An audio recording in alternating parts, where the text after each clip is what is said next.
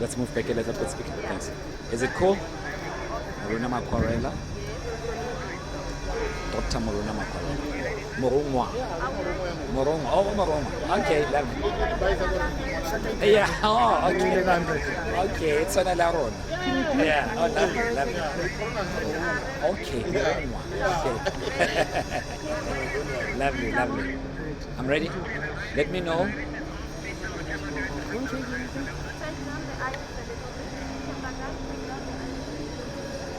Fine. Are we good? Good. Let's run. Good. Tshwane is ready. 1, 1, 3, 4, 5. Coming to you live from the third largest city in the world, obviously after New York and Tokyo, Yokohama. You'd know that this city also hosts the largest number of foreign embassies in the world. The second only after Washington, D.C. But the man here responsible is the Speaker of the city, and I would like us to have a very quick interview with him. As you could see right at the back, there's a hive of activity. Things have started. Dr. Maruna Makwarela, thank you so much for joining us. The role of the Speaker in all of this fanfare, what is it really? What's this event about? Because I know it's your event. Thank you very much, Tavo, and the listeners. And I think what we need to indicate is that the role of the Speaker is a legislated function in the Constitution and the Municipal Structures Act. The most important thing that the Speaker does is to ensure that the Council is run orderly, and he organizes meetings and in line with the rules and orders that are approved by Council, and also to ensure that the Code of Conduct, which is part of the Municipal Structures Act, is adhered to by every councillor who's here in council. And today particularly it's the State of the Capital Address, meaning that you've invited the Mayor to come and give a plan of sorts to the people, and the people are central to this. That's right. So I think, Tavo, what is important is to indicate that we are the government of coalition government, if you like, multi-party coalition government. And what we have actually done to come together, we have actually synthesized, if you like, the values of various parties to actually produce the product, which is the 10 priorities that we have agreed that we shall, use this as our pointers and guidance, in our political term, in the next 5 years of our political term in office. And one important thing that we elevated as a multi-party coalition government is the revitalization or the prioritization of electrical grid and water infrastructure. By that we mean that we have agreed that we should elevate the attention and direct all the necessary resources towards the power stations, the substations, the transformers, yes. Water and wastewater treatment plants, and wastewater and water distribution systems. That's what we need to be doing, because as you know that particularly in Hammanskraal, they have a serious water crisis. So we have elevated that area so that the people and the residents in the city enjoy clean and potable water. I don't want to interrupt you, but I see that you have to go. You've got protocols to adhere to. Thank you so much. We'll chat some more after this. Thank you so much. Thank you so much. Really appreciate it. Dr. Maruna Makwarela is the Speaker in the city of Tshwane. As I've told you, the city is quite huge. 105 councillors, 210 wards, 7 regions, the third largest in the world. So it's not only positioning South Africa, it is indeed positioning us globally as well, not just internally in the country, but also globally. It's putting us in the map to say what is such a huge city is up to. The Mayor is going to take the floor in no time at all. He will be taking the podium, and the Mayor, Randall Williams, will be taking the floor to tell us what the city can expect. Safety, security, education, health, and all these other matters, they will be dealt with, but only when we come back. We'll give it to you here on Tshwane TV.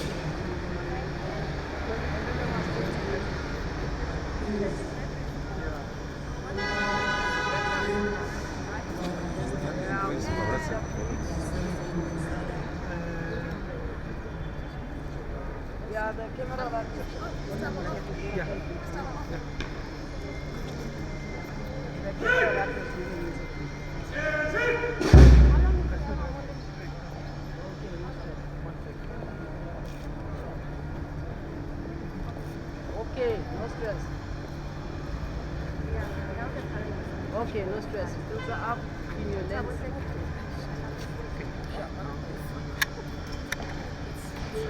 So what's gonna happen now? Obana they are arriving. Eh? Are you good? Okay. So must Tabo make his way back? Or what do we do? Okay. Okay.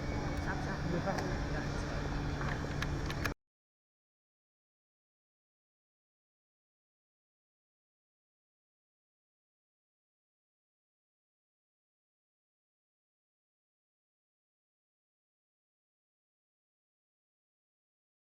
Together with the leadership of the city, the podium group. As we start with today's program, we will start with the general salute and we will be requesting the executive mayor to acknowledge the general salute.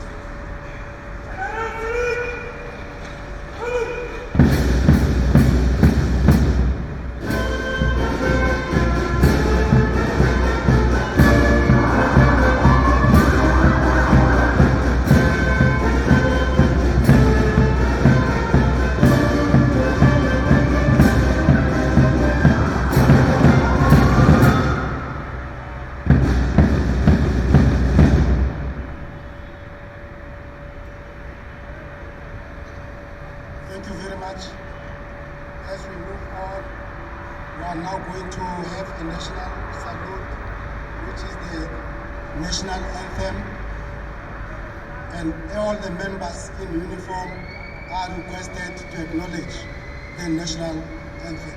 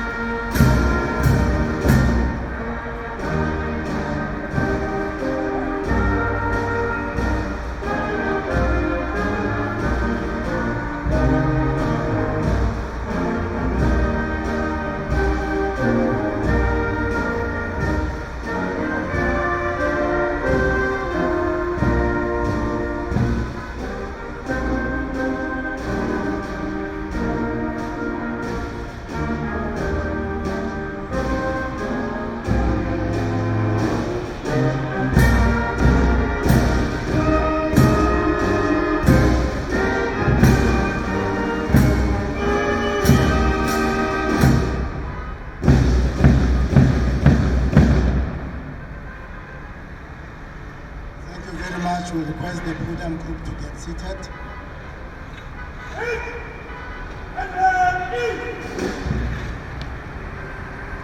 Thank you very much. We now request the scripture reading by Chaplain Tshwane. And I also need to add that when the scripture reading is done and the chaplain is praying, all the members are requested to take off the caps. Chaplain Tshwane, please come on stage.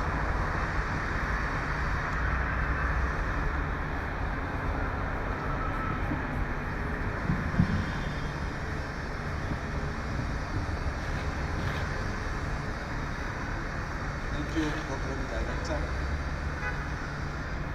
Greetings, Mayor,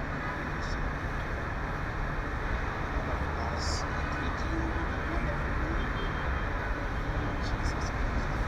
So I want to read this morning the book of Sister chapter 9. I will read verse 4.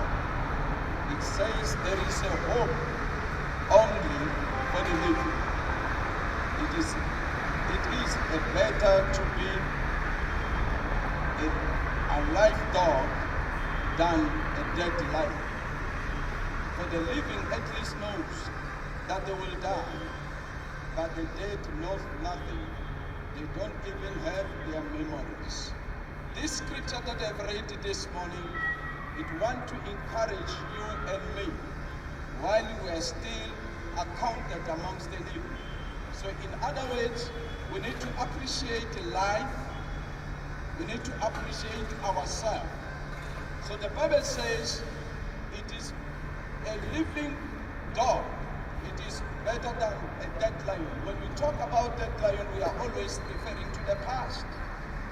When we talk about a living dog, we are talking about the present. So I want to give you this example before I close. One day when I was walking in the city, there was an old man. This man, he was on chairs holding a sticker. Then I see a young man approaching the old man. And he was speaking in Afrikaans. The man was crying. But I heard the young man, he said, it doesn't matter what we are going through this morning. All of us, we went through the fire, we went through darkness, we went through tunnel. But I want to tell you, at the end of tunnel, there is still a light. So don't give up in the middle of storm. At the end of the day, there will be a light after the storm. There's a life after a storm. Do not collapse when you face a difficult time. Do not take your life. Do not commit suicide. But I've got the words for hope that there is still life. God is still with you. So those words, when this young man encouraged the man, he said,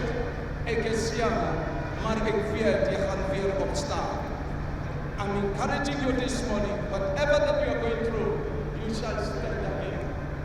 In this moment of time, we went, for the past 2 years, we're in the lockdown, we have faced a lot of things. We have lost the family that we love, but we are still standing. God is still on our side. So in other words, do not lose hope. In my closer, the scripture says, weeping may come at night, but the joy of the Lord, it comes in the morning. At night, all of us we weep, but in the morning, there's still a joy. So this morning, as I'm encouraging you, there is a hope for the day. Come on, let us pray.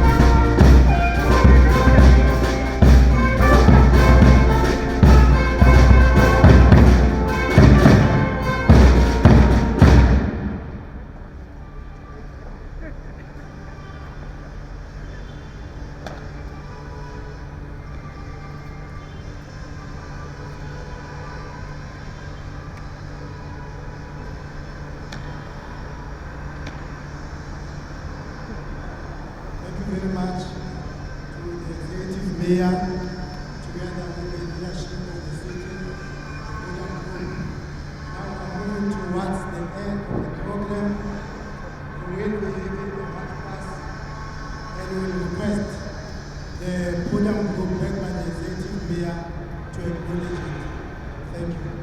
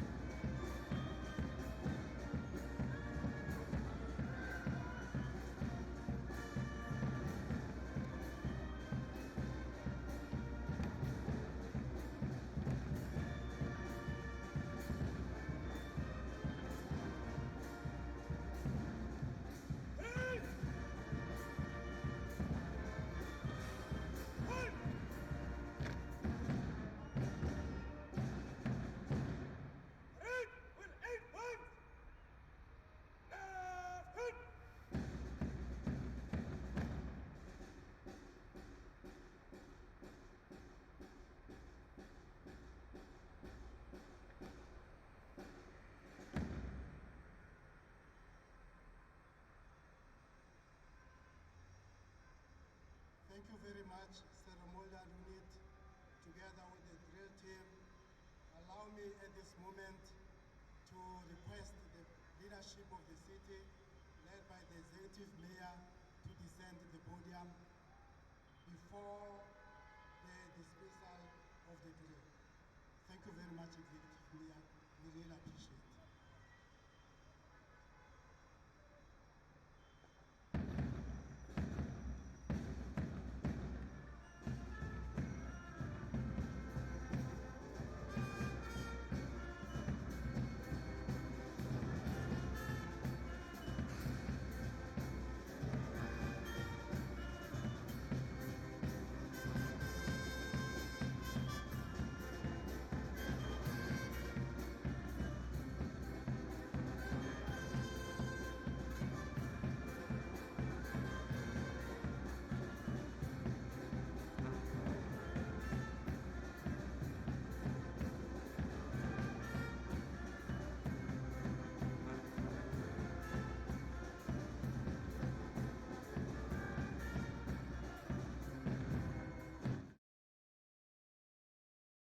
I am the capital city of South Africa, where families, friends, and the world come together.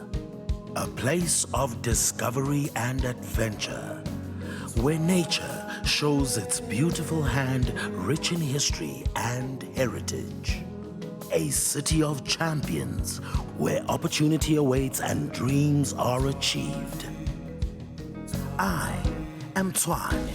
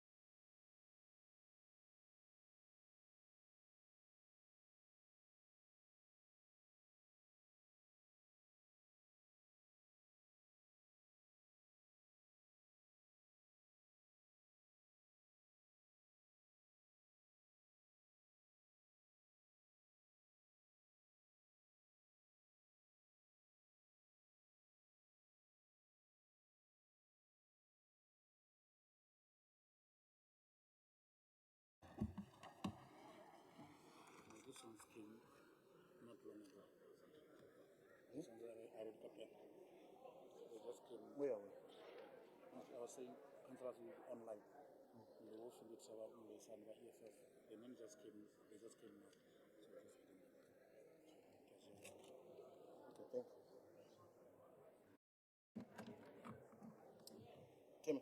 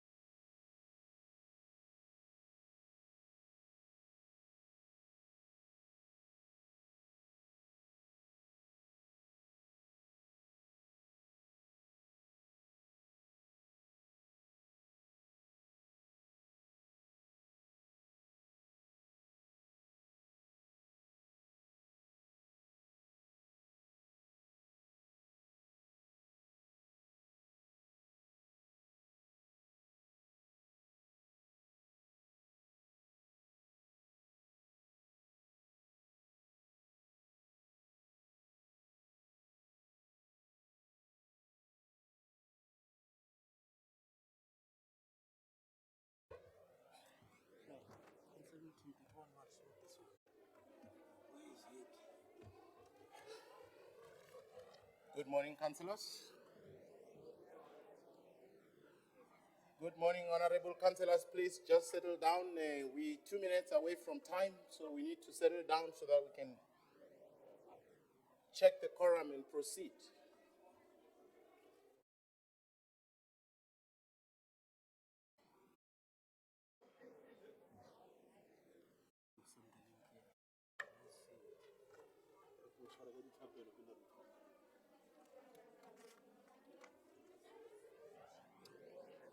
Thank you very much, councillors. Please settle down. Alderman Tennyson, please take your seat.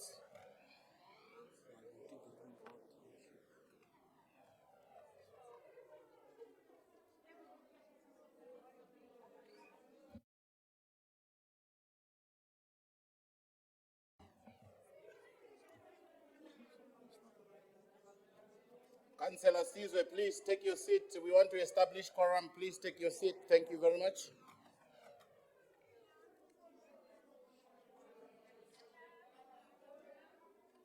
Thank you, MMC Leroux, for settling down.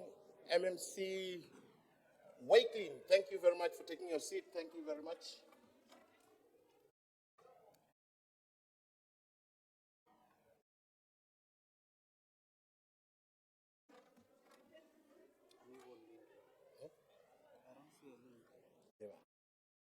Please cancel.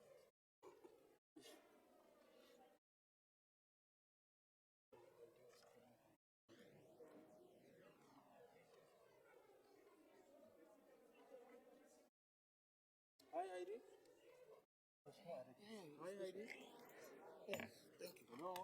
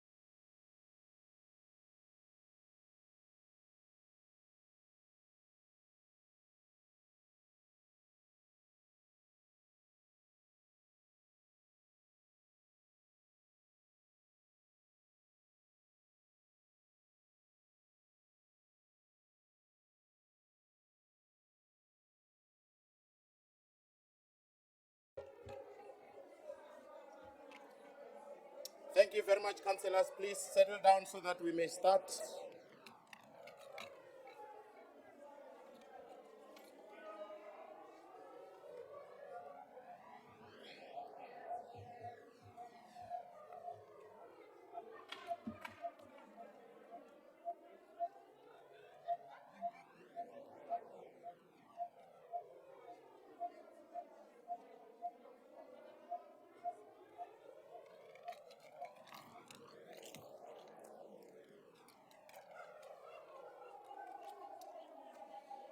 Thank you very much. Fighters, please take your respective seats so that we may start. Chairperson Muraki, please take your seats.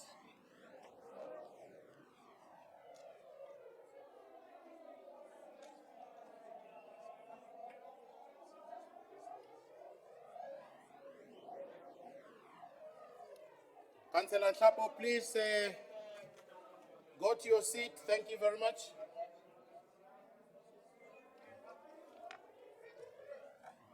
Start.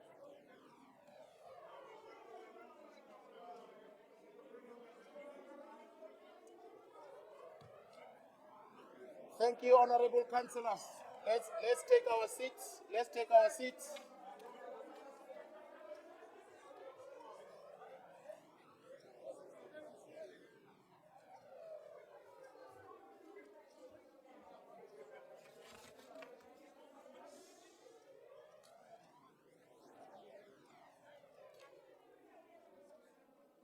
Honorable councillors, please, let's take our seats. We have established our quorum.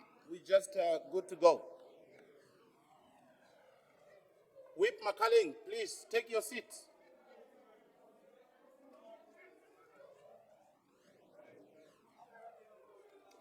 Alderman Maleke, please take your seat. Thank you very much.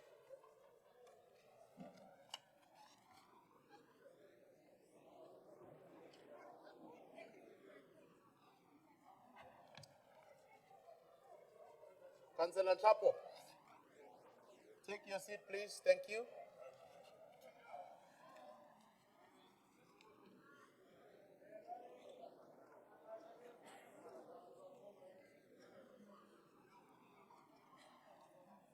Thank you, Councillor Chapo, for taking your seat.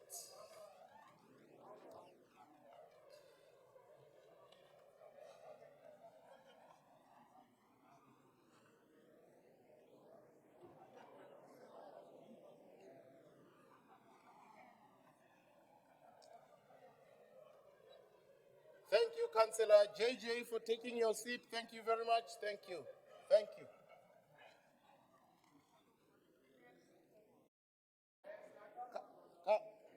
Councillors, we have established a quorum. We're good to go.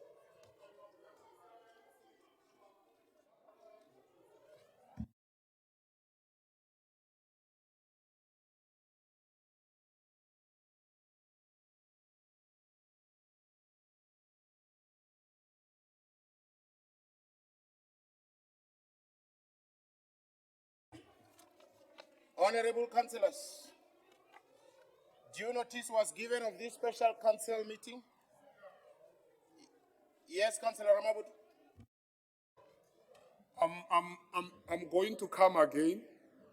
Can you speak to the comrades who are supporting Panyazali Sufi there to sit down? But I'm going to come. I want to raise an issue about you. So I'm not sure if we must have a deputy speaker, acting speaker, to attend to the issue, or yourself, you are fit enough to deal with your issue.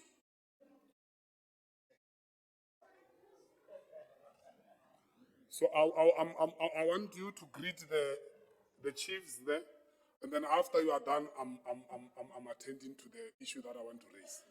So just greet. Thank you very much, honorable councillors. Due notice was given of this special council meeting.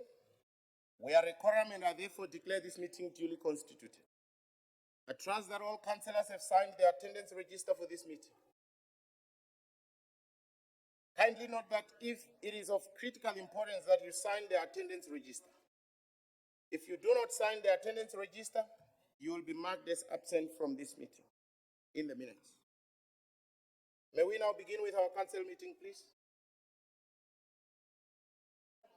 Can we please observe a moment of silence in prayer and meditation? Thank you.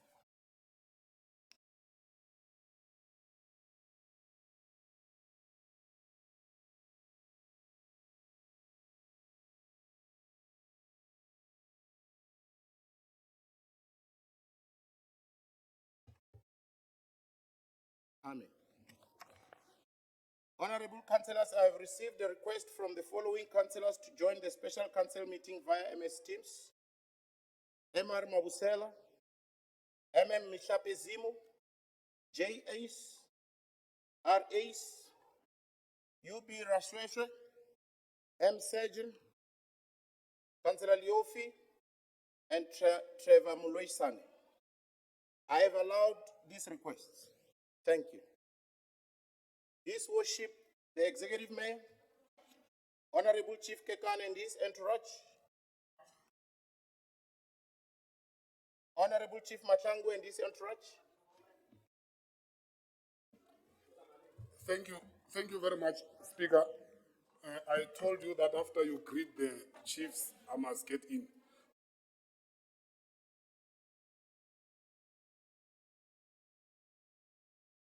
Are you done greeting our respectful chiefs? Yeah, after you are done, I'm ready. I'm on standby. Thanks. Thank you very much. Honorable Chief Machangu and his entourage, members of the Mayoral Committee, leader of the Executive Business, Chief Whip of Council, Chair of Chess, chairpersons of Section 79 committees, leaders of all political parties represented in Council, honorable councillors, distinguished guests, officials, and members of the media. A hearty welcome to all of you to the Executive Mayor's City of Tshwane State of the Capital Address of 2022. Honorable councillors, kindly note that I have allowed Ms. Joanne Becker to be present in the council chamber, who is controlling the teleprompt system for purposes of assisting the Executive Mayor with his speech.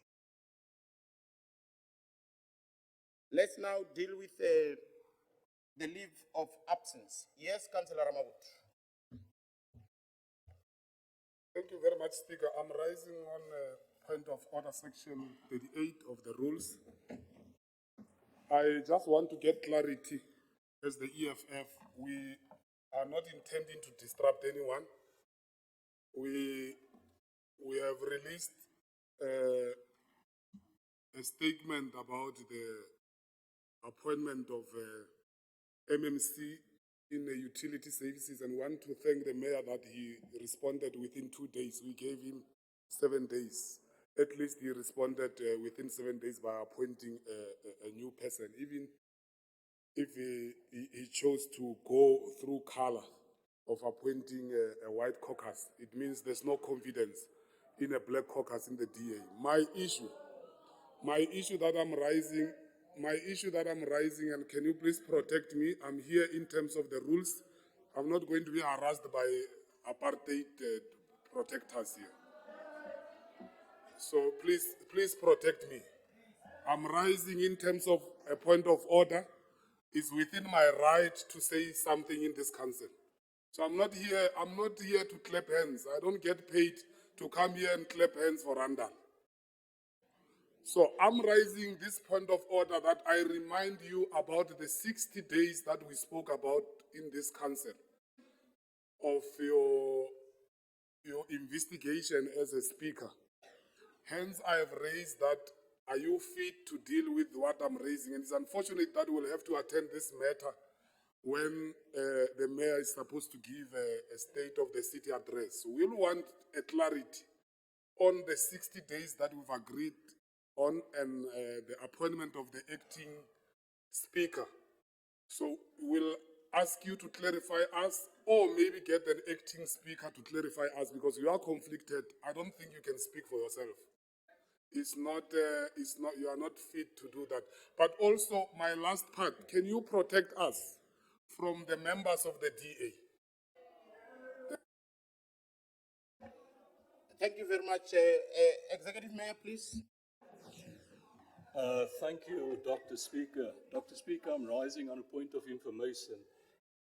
Dr. Speaker, if I think back to our last council meeting, what occurred during the meeting, it is not what Councillor Ramabodo stated. I don't know if Councillor Ramabodo was busy with his cell phone or something, or doing something else.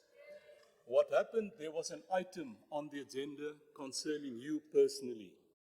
And because it would have amounted to a conflict of interest for you to preside over that item, you recused yourself for purposes of that item.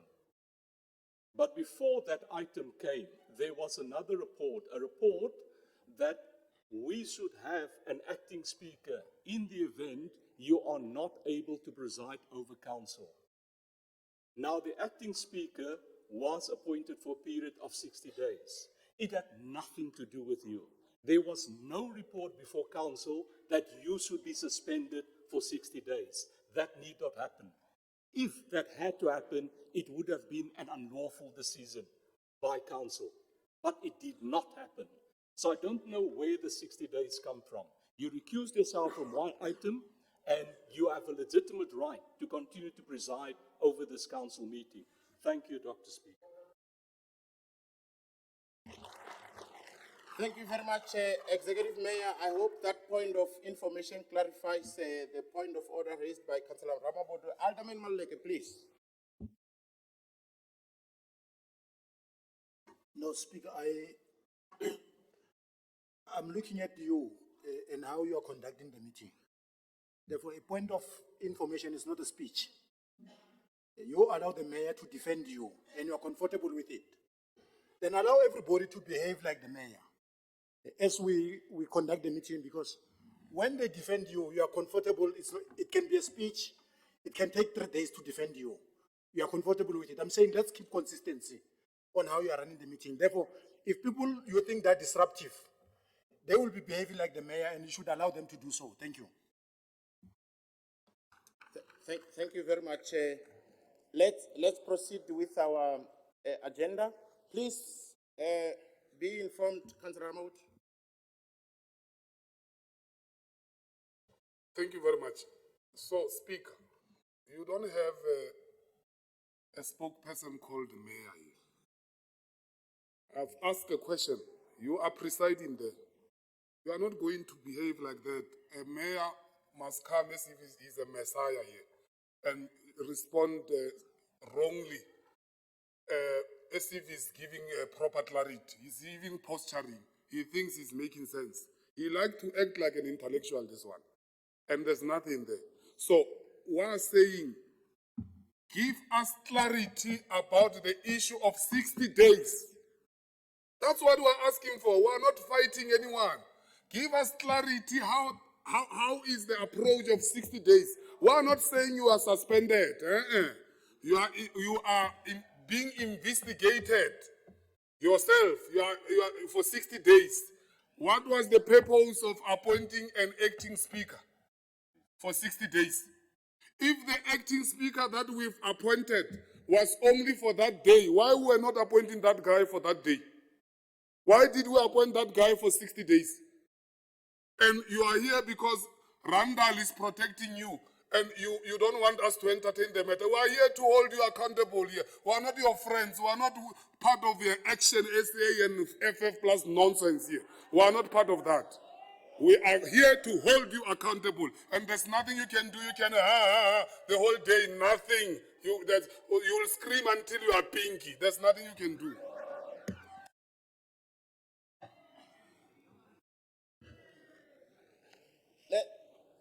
Point of order, yes, MMC Tennyson, and then Whip McCulling. And yes, I think, let me take you in front of Councillor Mazibatila. Yes, in that order. Let's start with MMC Tennyson. Thank you, Speaker. I want to refer you to Section 35 of the Standing Orders, relevance.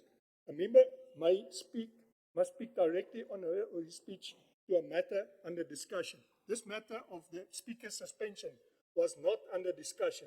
Therefore, the motion or the statement made by Councillor Ramabodo cannot be carried because it's not relevant to the agendas that we are handling today. So please disregard that. Thank you, sir. Thank you very much. Thank you very much. Point of order sustained, MMC. No, there are other points that we have noted first. We have noted others ahead of you. Yes, Whip McCulling, yes. Are you fine? Yes, Councillor, and then Mazibatila, and then Masilet. And Mhlapo in that order. Let's proceed in that order. Thank you, Dr. Speaker. I want to support point 35, that this matter is not on the agenda. And I would also like to refer my colleagues to the procedures on how to get an urgent matter onto the agenda. You've got to submit it in writing 2 hours before the meeting. Then it can be discussed. You haven't done the procedure, so please don't waste our time. Thank you, Dr. Speaker. Thank you very much. I think we have aptly received ample clarification. All what Councillor Ramabodu was asking was clarity, and I think he was well within his rights to, can I finish? All what Councillor Ramabodu was doing was to ask for clarity, and I believe that he has been clarified amply so. So yes, Councillor Matsibati. Thank you, Speaker. I wanted to remind Councillor Ramabodu that the mayor has every right to participate in this house, and the information given to him is very much relevant to the question that you asked Councillor Ramabodu. The Speaker was not suspended. If you wanted him to be suspended, you could have given a recommendation then for him to be suspended. Well, the 60 days was for the investigation, and the investigation is still going on. Let's wait for the report to come back and decide on how we will move forward with the Speaker. But for this meeting, the Speaker is seated at the right place. Thank you. Thank you very much, Councillor Matsibatila. Yes, yes, Councillor Masele. And then Shapo afterwards. Thank you. Speaker, ithi mina ke ngikhulume ngesintu. Yonke lento labayikhulumayo ukuthi bona ke bazama ukuqhasela umfowethu la uCouncillor Ramabodu ukuthi iziphi inyathelo ekumele zithathwe ukwenza isiqiniseko sokuthi lo mlisa uwe ohleli lapha kumelanga uhlale lapha. Akulona iqiniso leli, iqiniso yileli. Wena uSpeaker awukwazi ukuthi ungahlala la umuntu okuthi awuyiphathanga ngendlela bekumele uyiphathe ngayo. Wenze waphula umthetho. Wahamba lalela ithi ngiqede.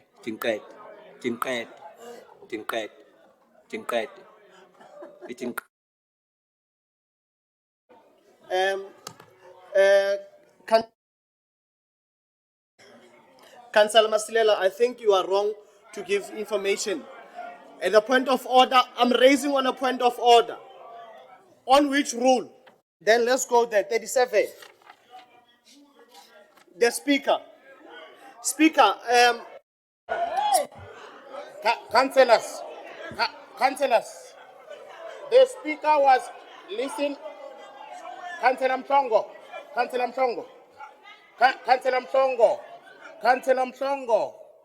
No, Councillor Mchongo, Councillor Matebula. He is on the he's on the stage, and I according to the rules. No, listen. He's on the floor. Listen first. You won't hear me if you are howling. No.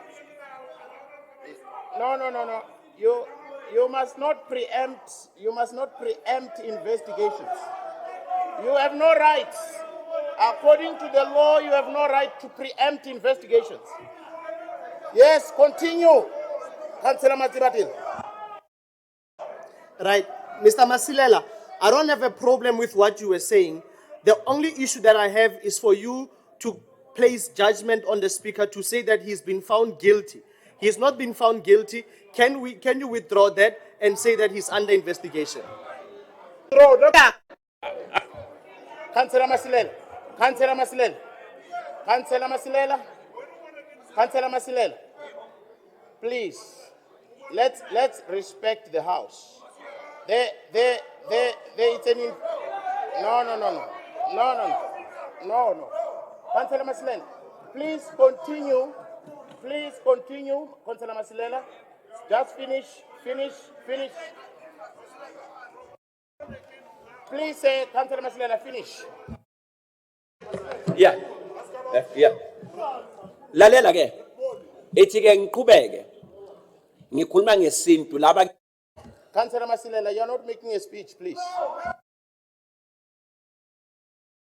Are you intimidating me? You allowed the executive mayor to continue making a speech in your defense. You allowed that chap over there. Councillor Masilela, listen. No, Councillor Masilela, yours is a point of order. He rose on a point of information. He was informing, so point of order according to the rules and orders. It's not a speech. Respect the rules and orders. Yes, Councillor Chapo. Yebaba, wenzani? Ithi ngiqhubeke ngale point of order. Lalela. Ngithi mina lo mlisa loya.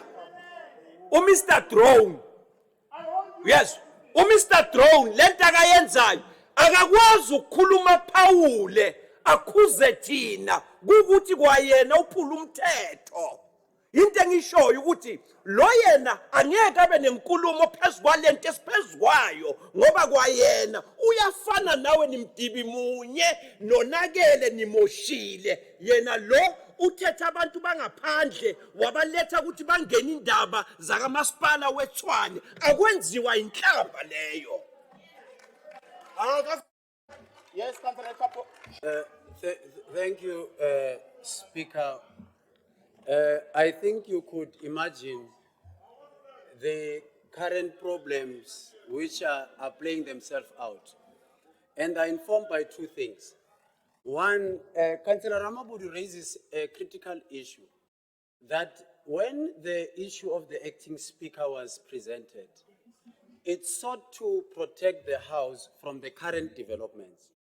Primarily because of your matter, it's not yet finalized. Now, you would agree with me, primarily based on the faith that you subscribe to, that when the foundations are destroyed, what can the righteous do? We are sitting here under a very serious cloud, that the person who has to preside in this meeting is subject to an inquiry. And every time when matters are raised, you are able to be biased towards those who seem to be favorable that you are able to sit, which creates a skewed approach in terms of the sitting. Now, my point is, you speak. Engizama ukusho kuwe ngoba la church ahleli ngale ngiya-understand awayefana kuvikela.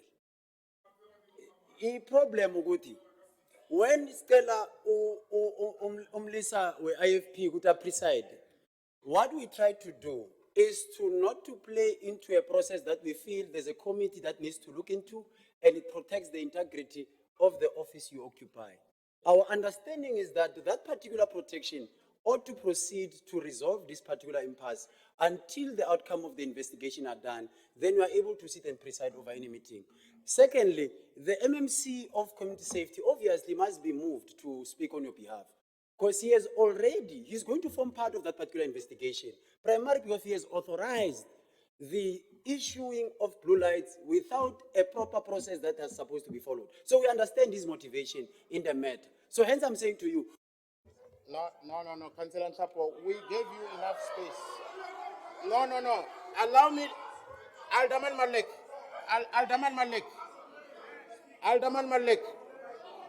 I allowed him ample space. Listen to me. I allowed him ample time to speak like I also allowed him. So I think that's fair enough. Alderman Malik, that was fair enough. Yes. No, it's okay. I allowed him space. I allowed him time to speak.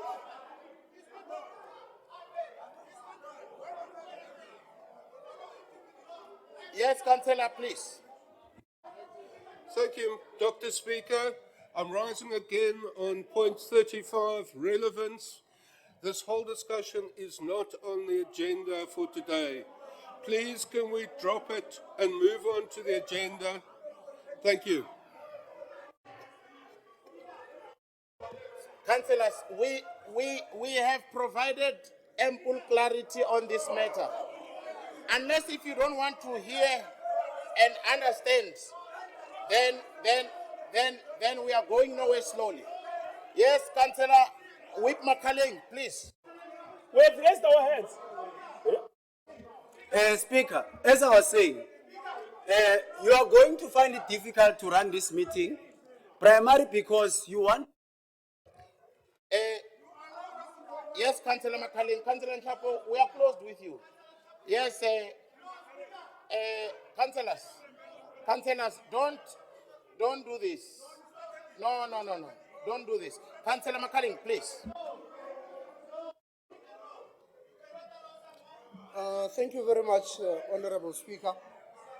I want to draw your attention to Section 35 and Section 36 of the Rules and Orders.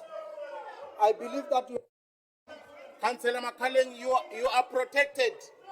You were also protected. No, councillors. Alderman Malik, you, according to the rules, I gave you, no, you don't have to be done. I determine the time. Councillor Chapo, I determine your time. You don't talk willy-nilly. You talk as per the order of the Speaker. Councillor Makaleng. Thank you very much, Honorable Speaker. In terms of Section 36, in terms of irrelevance and tedious repetition, there are many things that have just been said which are not even part of this agenda that we are on. Secondly, it's not even in part of the recommendations of the report that was adopted. The recommendations that were sponsored by Councillor Loofi, which I seconded, doesn't have anything to do with that. Therefore, I will advise that, as you have ruled the Speaker, we move on to the next agenda item. Thank you very much. Thank you very much.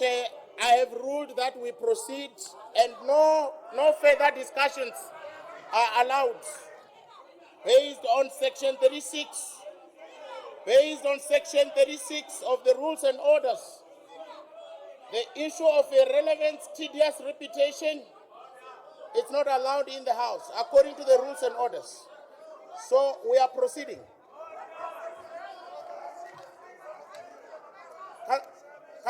Yes, Chief Whip.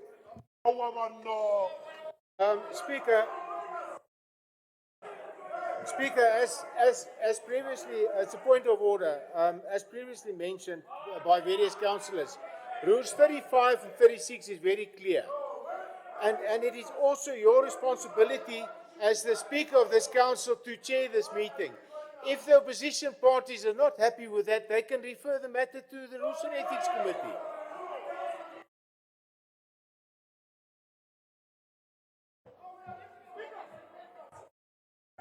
I have ruled no further discussions on this point. Councillor Matebula, sit down, councillors.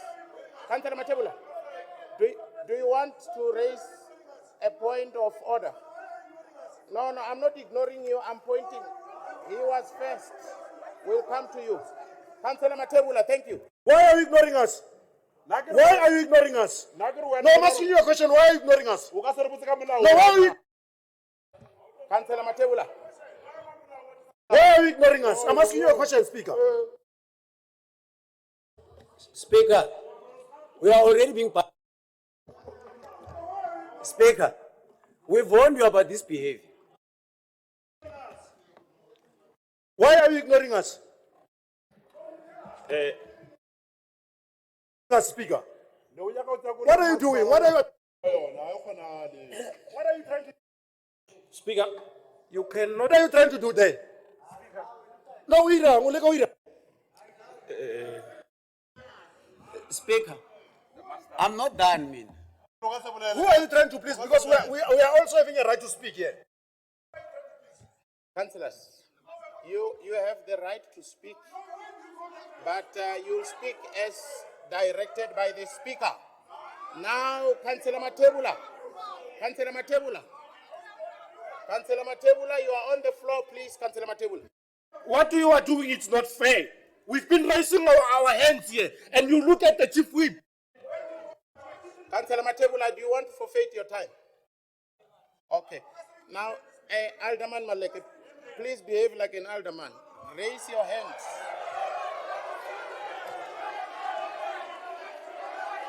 Raise your hands. I'll point at you.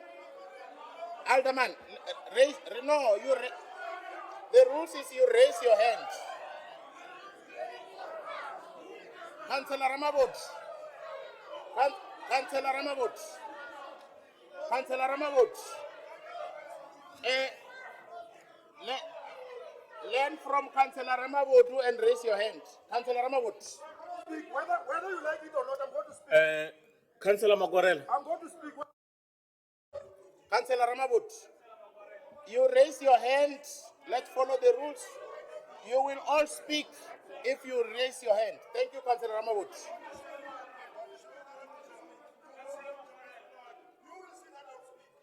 Alderman Malek. I'm advising you. I'm advising you. I'm advising you. Councillor Maleke, behave yourself. Councillor Maleke, I'm advising you, please take your seats. Alderman Malek,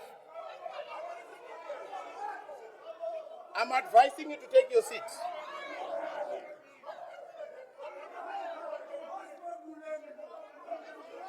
Councillor Ramabot. Councillor Ramabot.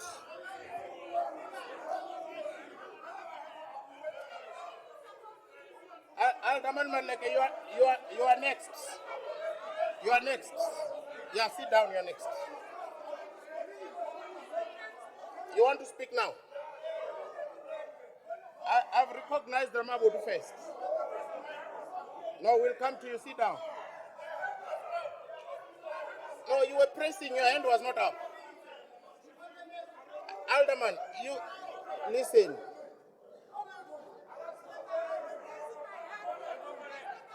Alderman Maleke, you are next after Councillor Ramabut.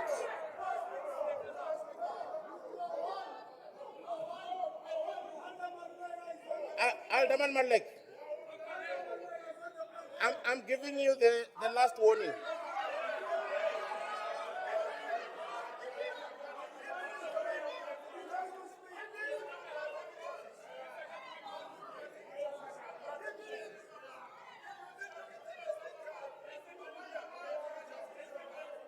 Councillor Ramabut, please proceed. Councillor Ramabut. Sit down, councillors. Your time will come, Alderman. You will speak. You are next. You are next.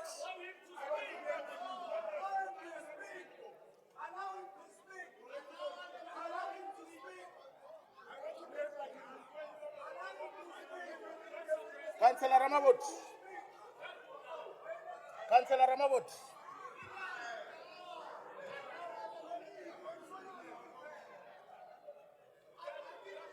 Please sit down, councillors. Councillor Ramabut, can we allow Alderman Maleke to speak first? Yeah, but sit down.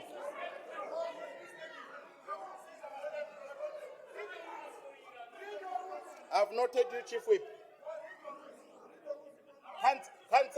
Councillor Ramabut, let's allow Alderman Maleke to speak. Thank you. Yeah, allow me. You are right there. Yes. Which one more? You're right. Yeah, we'll sit down now. Yeah, I don't know.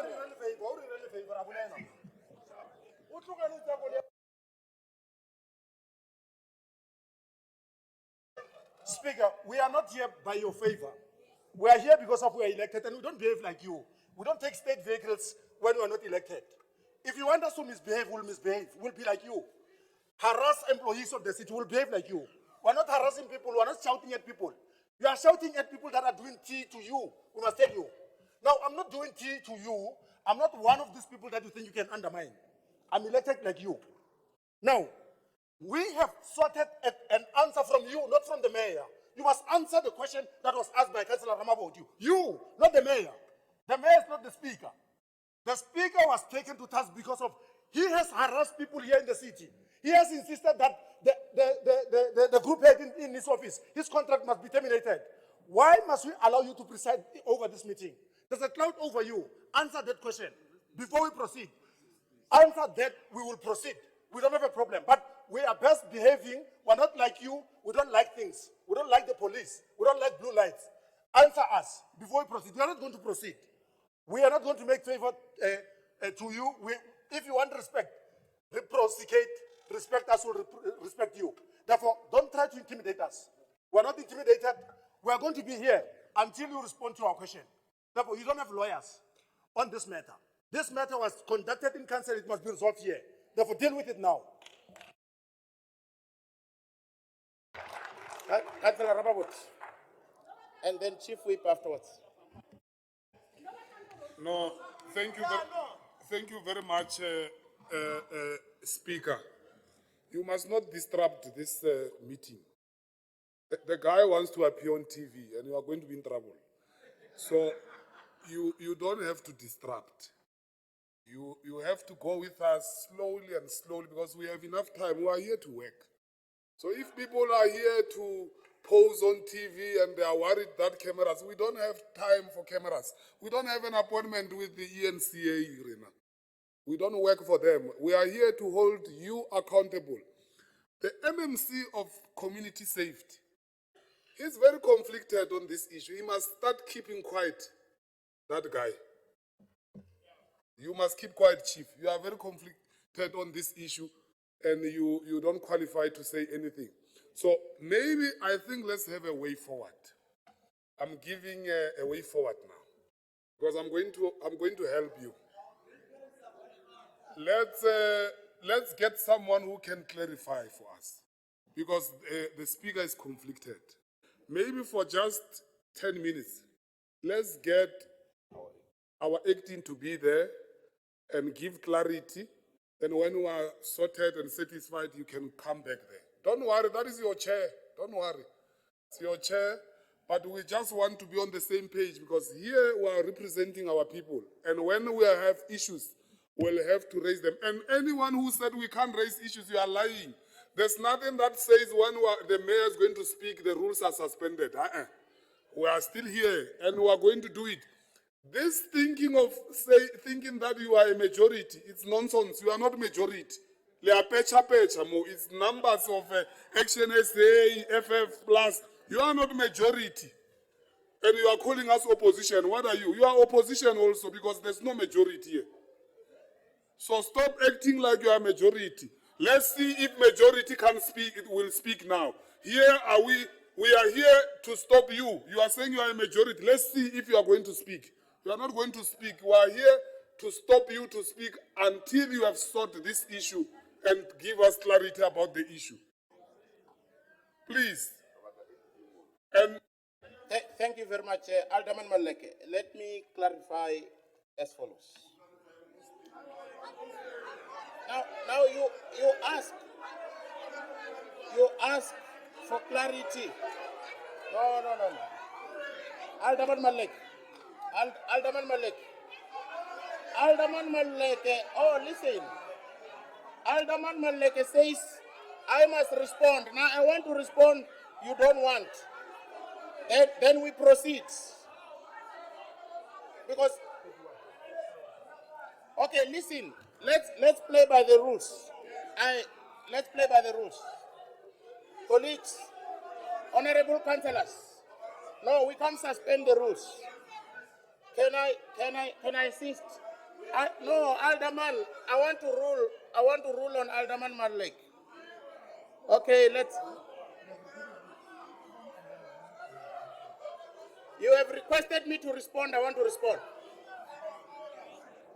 Now, in terms of Rule 35. No, but we are giving you are talking. Rule 35. Rule 35. Do you want to listen to Rule 35 or not?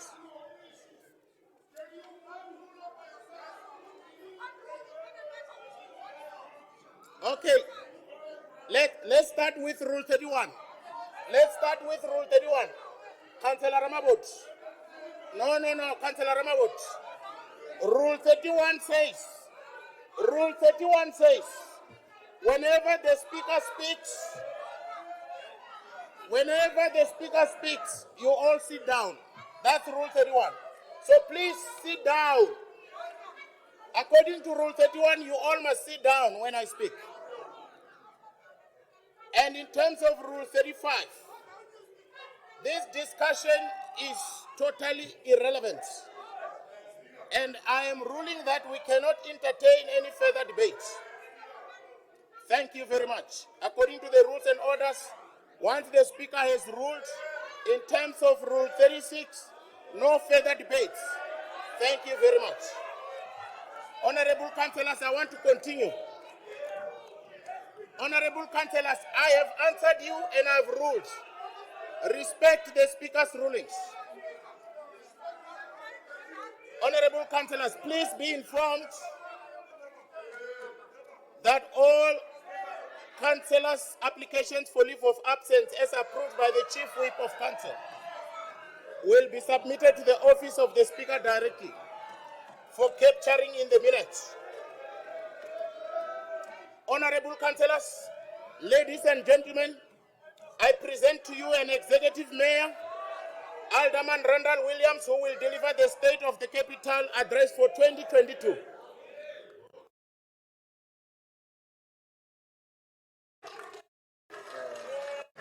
Speaker, can I ask your caucus? Speaker, as a Speaker, yes, Speaker.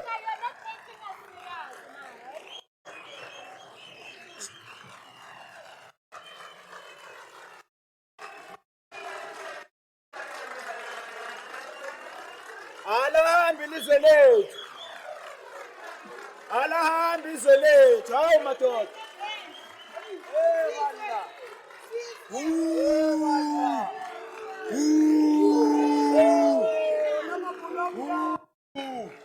Sizoyemela man. Into wena na. Sizoyemela.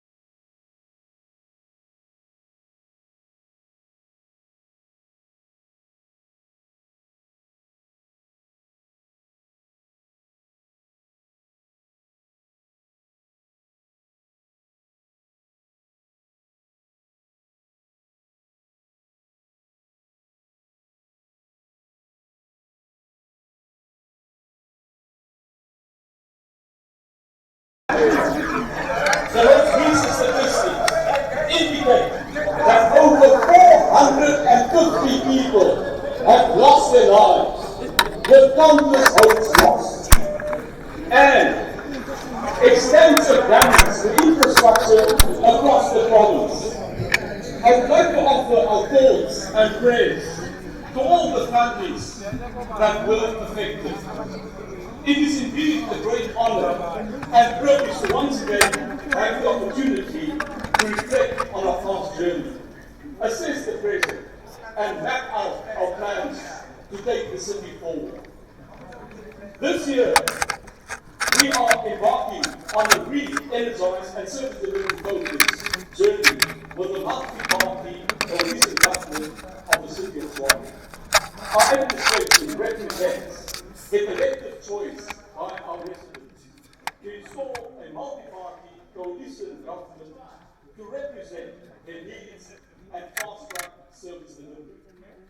Our residents have entrusted us with an important duty when they exercise their voting power to place an important responsibility upon us to restore stability and drive quality service delivery in the city.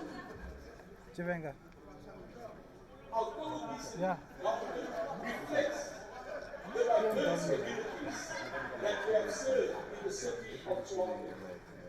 And I believe this is a distinct advantage as it enables us to better understand the needs of our people. Governing a large greater city like ours is a challenging task. Nonetheless, I believe we have a strong coalition government that's eager to serve and get things done to take our city forward. To succeed in this task, we have put the interests of Tshwane residents as our top priority by identifying top 10 strategic focus areas to develop the city and fast-track service delivery. The first one, prioritization of the electrical grid and water infrastructure. The second one, provide stringent financial management and oversight. Thirdly, a business-friendly city that promotes employment and economic growth. Fourthly, enhancing city safety, security, and emergency services.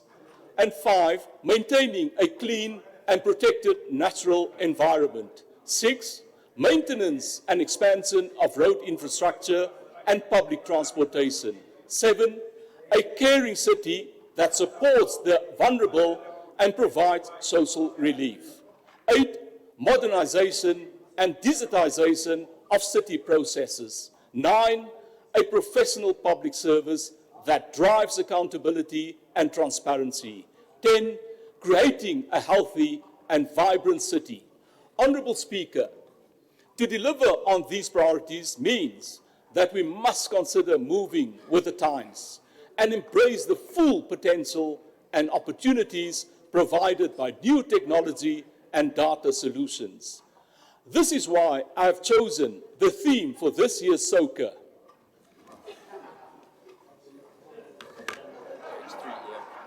Page 3? Page 3. Second page 3.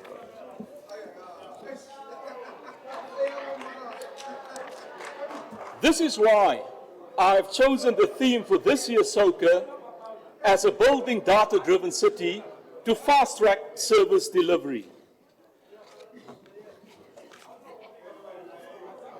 This theme demonstrates our intention as the city to effectively use data, research, and analytics to better understand complex issues, engage residents, and choose correct policy interventions to transform the quality of life for our residents and improve operating conditions in the city for businesses to attract more investment. Furthermore, using data and digital technologies will assist the city in ensuring that we offer residents access to the majority of our services using digital platforms in the comfort of their homes.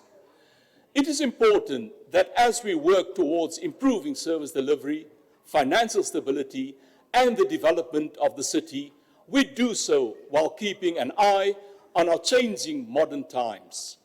Municipalities and public entities across the country are under pressure to keep up and adapt to the modern technological demands of the communities we serve.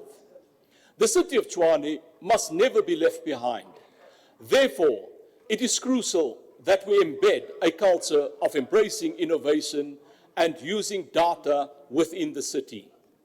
We must move towards digitizing our processes, the capturing of data, and using it to shape policy. Doing so makes us more efficient and saves money. We simply have to embed this in our thinking to make life easier for our residents. When we talk of building a data-driven city, we want to use technology and data to drive efficiency, accountability, and good governance that improve service delivery.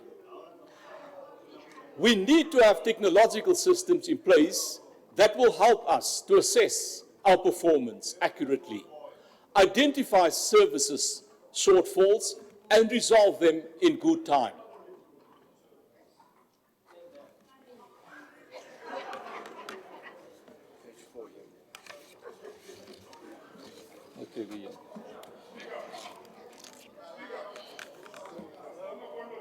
Honourable Speaker, having already been in office for almost 1.5 years as the Executive Mayor, it has become clear to me and my colleagues that one of the key focus areas to take the city forward is maintaining and refurbishing critical water and electricity infrastructure. It is no secret that our electrical infrastructure is aged and has become vulnerable, easily catching fire and regularly breaking down. This is a matter that we identified as needing urgent intervention. In addressing this, during last year's SOCA, I announced that we were at the planning stage regarding the refurbishment of the frequently troublesome Mooikloof and Vaportron substations. Today, I'm pleased to announce that we have indeed delivered on our commitment. Recently, we officially launched the multi-million rand Vaportron refurbishment project.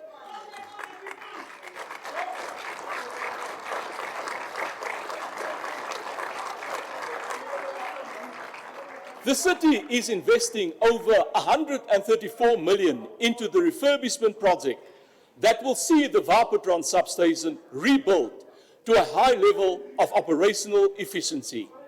This is a much-needed intervention.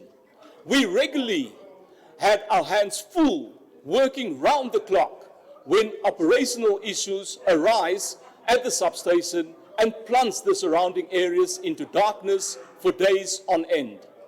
This was a difficult time for all, and through this refurbishment, we intend to ensure that we prevent further service interruptions in the future. Moving on to Mooikloof substation refurbishment, plans are now at an advanced stage, as the appointment of the main contractor for the project has been completed, and the site will be handed over before the end of June this year. We are also prioritizing Pyramid, Kentron, and Rossland substations as well, so they get the vital upgrades and refurbishments that they need. Another key electrical infrastructure development is the Voldebeers Infeed substation. The city is facilitating, together with Eskom, the construction of a new 250 MVA Infeed substation in the eastern parts of Tshwane. The Infeed substation will cater for future developments as well as to alleviate the load from the existing Nyala Infeed substation. We have now finalized the budgeting quotation process, and we are also working towards finalizing the specifications of the new Infeed substation. Honourable Speaker, we have several more electrical infrastructure projects. Allow me to touch on some highlights. The city plans to commission a new 40 MVA substation later this year. The proposed Cosmosdal A substation will supplement the existing 120 MVA Cosmosdal B substation to support the data centers in the Cosmosdal area. Furthermore, the city has also lodged an application for a 300 MVA new Infeed substation in the Cosmosdal area. to support the data center load requirements in the area.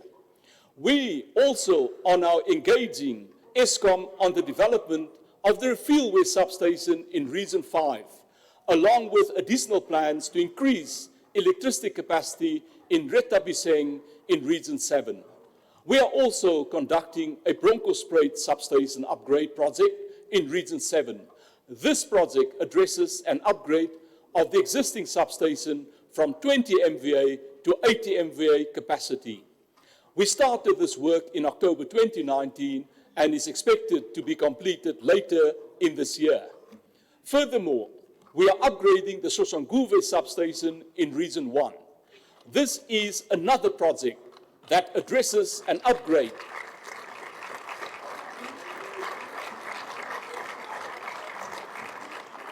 This is another project that addresses an upgrade of an existing substation from 20 MVA to 80 MVA capacity. The work for this project started in July 2020 and is also expected to be completed within this calendar year. Honourable Speaker, all these projects reaffirm our commitment to prioritise, refurbish and maintain our critical infrastructure to enable economic growth in Tshwane.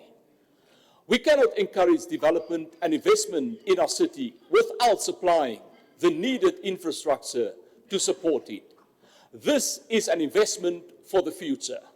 In relation to water and sanitation, the city is taking the issue of water quality in Hammanskraal very seriously, and we are treating this with the urgency it deserves. As announced in the previous SOCA, the city took a decision to tackle the problem at source by embarking on a project to expand and upgrade Rooiwal wastewater treatment works. Rooiwal is overloaded and requires expansion and upgrading to create the additional required treatment capacity. So far, the city is making progress with phase 1 of the project, which is valued at 325 million rands. The project commenced in February 2020 and construction is currently underway. Phase 1 will create an additional 10 megalitres per day treatment capacity, which will improve the operation at the plant and the treated effluent that is discharged into the Apis River. Phase 2 has been accelerated and the city has, during the recently approved budget adjustments, allocated the budget to appoint a consultant to begin the design specifications for Phase 2 during this financial year. Phase 2 of the project will include construction of a new 80 megalitres per day treatment capacity, and once complete, this will resolve the water quality problem permanently.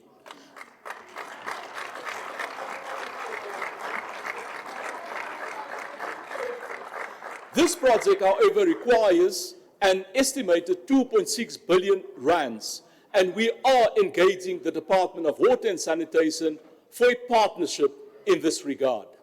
This project will also ensure that the farming community and Hammanskraal community receive potable water and will unlock much needed capacity for development in the area. Honourable Speaker, we are committed to prioritising maintenance and refurbishment across our wastewater treatment plants to ensure that the city is able to prevent the pollution of our rivers and to create a safe and healthy environment for all residents in the affected areas. This is why we have also earmarked the plants in Sunderland Reeds, Klipgat and Ekangala to be prioritised going forward. The city is also working to address the issue of non-revenue water losses. This is water that is pumped into our water network and then it gets lost or unaccounted for due to a variety of reasons such as water leaks or pipe bursts. Most municipalities experience this problem to varying degrees as water losses have a negative impact on revenue collection. To address this, the city has partnered with the Development Bank of Southern Africa on a pilot project that's designed to address non-revenue water losses. This pilot project is based on the DBSA feasibility study and is in progress in Region 5 areas of Refilwe, Cullinan and Rayton. We have also partnered with the city of Aarhus from Denmark to find the best solutions in managing water losses. Overall, in the current financial year so far, we have invested 180 million rand on water demand and water loss projects with over 14 kilometers of old asbestos and cement water pipes replaced in the process. Going back to our theme, smart thinking and data usage has become necessary in managing water losses going forward. Collecting and acting on data is now crucial for the management of an efficient water network. Honourable Speaker, our focus on our core basic service delivery remains a priority for our coalition government. We strongly believe that the day-to-day operations of the city must be enhanced and improved upon. It is important that we inspire confidence in our administration by attending to basic frontline services. It is a standing commitment to ensure that we cut grass, patch potholes, repair water leaks, and fix street lights. We are facing significant backlogs in parts of the city, which we are now tracking, and the heavy rains over the last few months have significantly damaged our infrastructure. Nonetheless, our teams are deploying across the city to respond to the needs of our residents. For example, despite the unusually high rainfall recorded over the past year, we have cut over 77 million square meters of grass. Other basic service delivery items and highlights include the following. The city has in total an estimated 239,886 street lights and 1,805 high mast lights. We are working to keep the city's illumination at acceptable levels. During the current financial year, the city cleaned 8,311 stormwater curb inlets, rehabilitated 4 sinkholes, maintained 1,251 traffic signs, and repaired 136 kilometers of roads with an expenditure of 68,800,000 rands to date. Furthermore, in the upcoming 2022-23 financial year, we have plans to clean 6,000 stormwater curb inlets, maintain 2,000 traffic signs, and repaint 75 kilometers of roads. In our effort to augment the current road maintenance staff complement, the city has been piloting automated pothole patching technologies. This initiative was piloted in Region 3 and 4 and achieved patching of 200 square meters of potholes per day. The quality of this work can be viewed in parts of Atteridgeville, Centurion, as well as along Kwaga Road.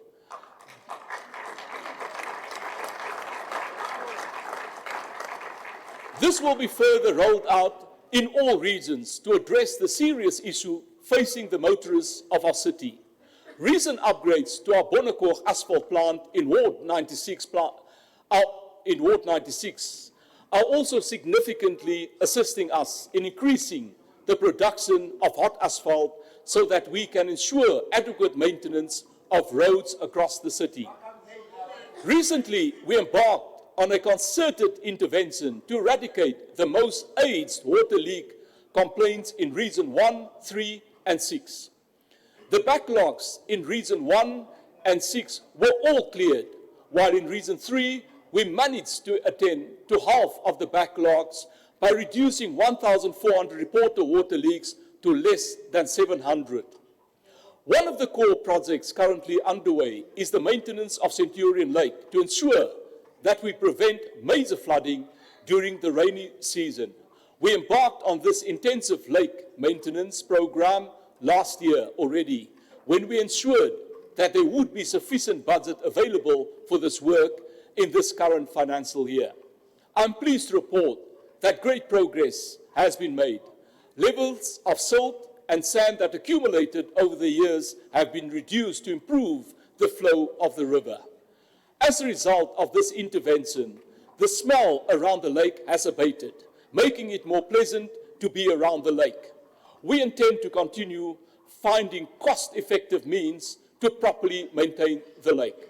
Honourable Speaker, the financial stability of the city remains a key focus. Our efforts as an effective coalition government who is focused on turning around the city's financial condition have not gone unnoticed. Indeed, our popular #Tshwane Yatima revenue collection campaign and other efforts have begun to show results. The #Tshwane Yatima campaign, which has been widely covered in the media, not only stimulated revenue, but also highlighted the seriousness with which the revenue, this administration takes the city's financial affairs.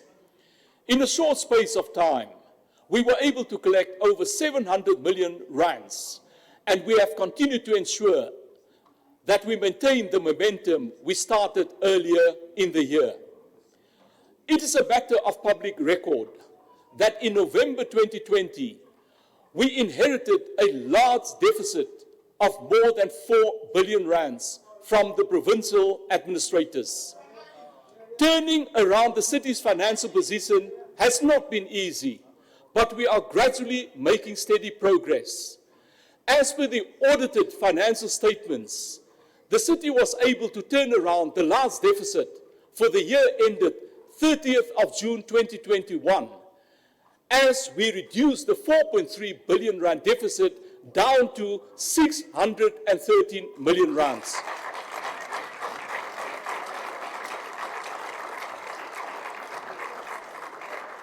We are certainly pushing for a stronger financial position for the end of 30th June 2022, and our intention is to end the year with a surplus of about 25 million rands.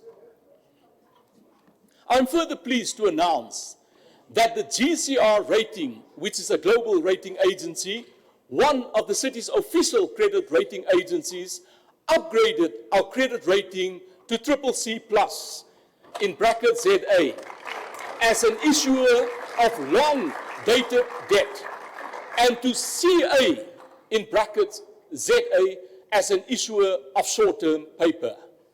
In both cases, we have been awarded an outlook of positive, signifying that the independent rating agency is of the view that the city's finances will continue showing improvement in the near future.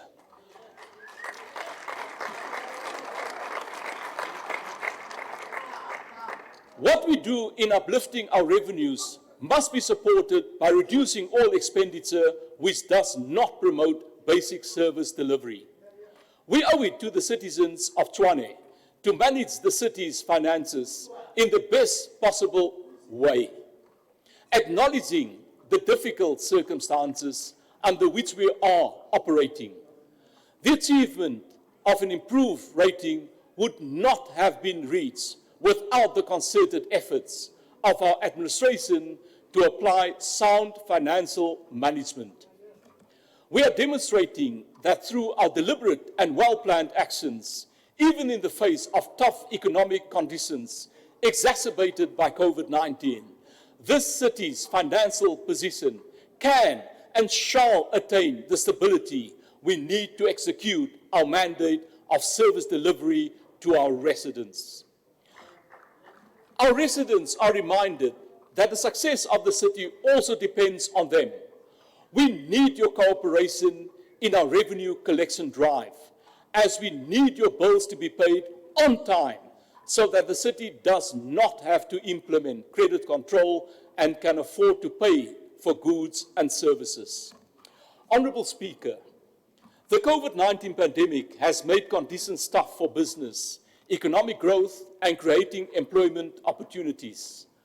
However, we still have a responsibility to push ahead despite these challenges. The Expanded Public Works Program, EPWP, has been a key driver for employment opportunities in the city. As of February 2022, the city had created 11,725 work opportunities.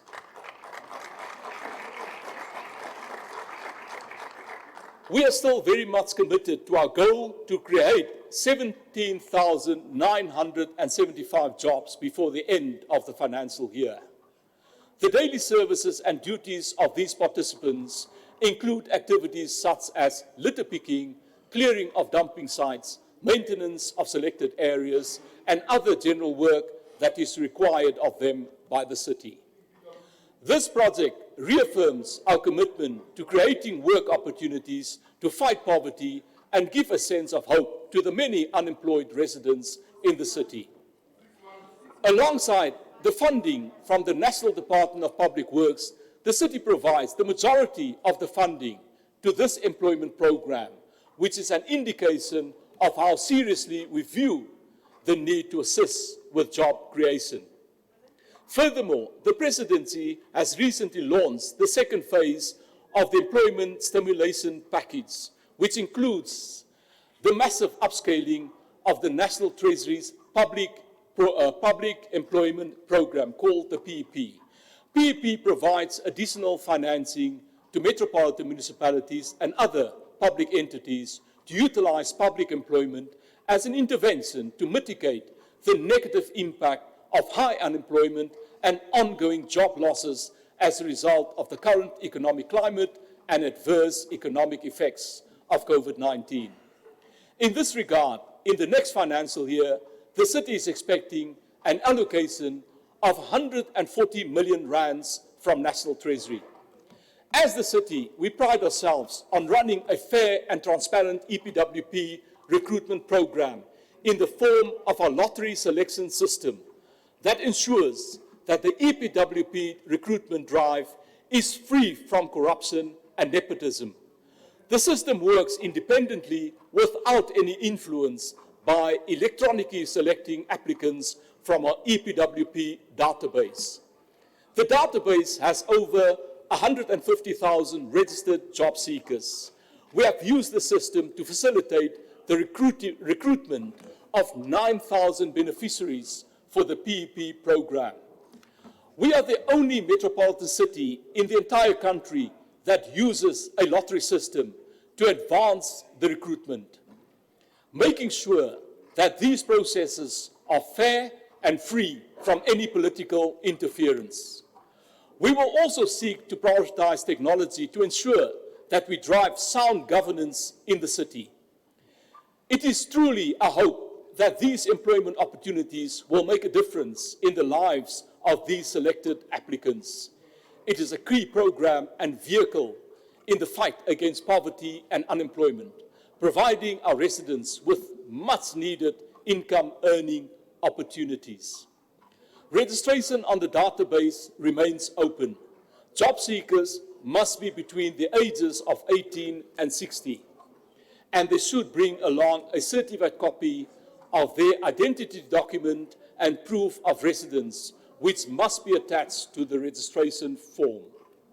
Honourable Speaker, in 2016, the Mayoral Committee approved that the city applies for accreditation as a training office to offer a program towards attaining the CASA qualification.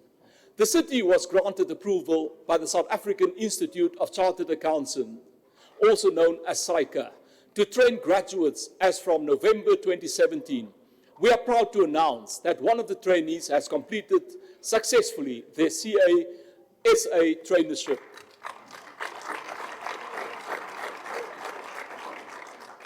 Additionally, having achieved all academic requirements, they are now eligible to be registered as a CA in South Africa. We would like to congratulate Kulani Nkonwana for this achievement. We also thank and appreciate the hard work of all stakeholders who work tirelessly to ensure that we produce the first of our own charter accountants through our CA training program. Furthermore, we have been pushing towards digitizing our processes in relation to city planning. In last year's SOCA, I committed that we would expand on our Tshwane portal to assist in processing city planning applications. We have delivered on that commitment. The Tshwane portal was expanded in 2021 to provide for the submission of various land development application types. Phase 2 of the Development Application Management System, also known as DAMS, is imminent, and will provide for improved back-end processing of applications and the replacement of the outdated application processing system. The project is managed by the Shared Services Department with Economic Development and Spatial Planning Department as client. Honourable Speaker, informal trading is a unique and bustling feature of most African cities. It provides services to a strong and loyal customer base, and equally the sector promotes a much-needed spirit of entrepreneurship. As Tshwane, we are committed to assisting the sector within our city. Previously, we had announced our commitment to finalize the development of the Marabastad informal trading and marketing stalls. The first phase of the project is nearing completion and will be handed over to the informal traders later this calendar year. Honourable Speaker, I had mentioned during the previous SOCA that the City of Tshwane is processing 17 strategic urban development projects. These include the Eco Park Educational Park, Castle Gate Development, Tshwane Automotive City Special Economic Zone, and Rainbow Junction projects, which are contributing significantly to driving economic development in the city.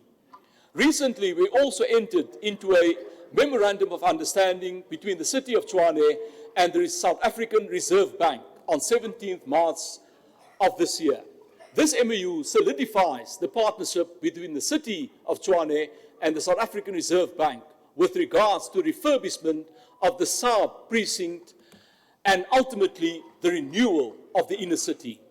In our efforts to promote economic growth, during this financial year, the city facilitated over 2.8 billion rand of investments, which include, amongst other, the completion of the first phase of the Castle Gate project, which cost 650 million rands, the relocation of the Bader SA to Roslyn, costing 800 million rands, and the ongoing upgrade at the South African breweries, which is an investment of 1 billion rand. I would like to thank all these companies for choosing the City of Tshwane as their home. Through our business retention and expansion program, the city will continue to address our investors' service delivery issues. Honourable Speaker, the global tourism industry is in recovery, but full recovery is also dependent on the full and equitable access and rollout of vaccines. It is encouraging that government has now eased regulations on international travel, which we believe will encourage more travellers to come to South Africa.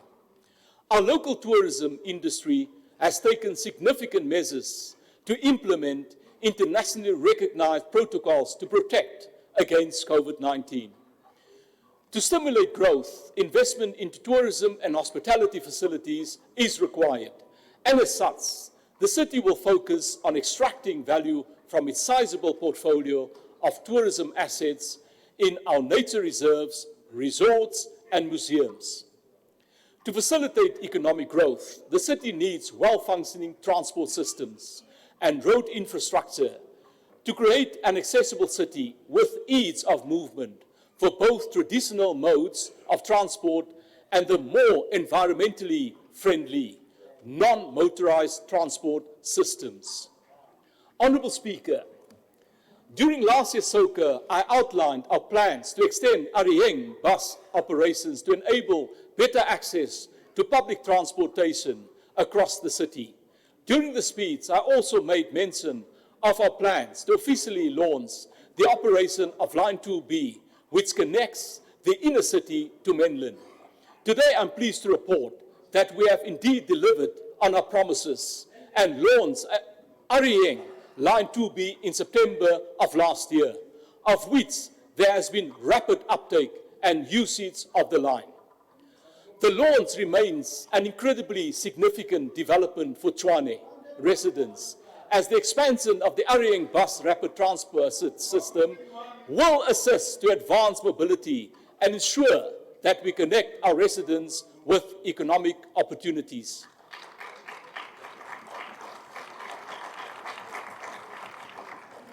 Connecting people to economic opportunities through affordable public transport must be entrenched in our planning processes.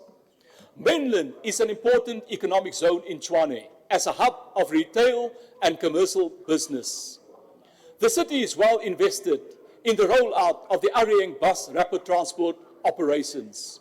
We are working to complete a world-class intermodal facility at Voldebeers that will be integrating various transport modes, allowing commuters to have easy access to transport links such as trains, bus rapid transport, minibus taxis, as well as non-motorized transport facilities. Our goal is to have this facility operational by the next financial year.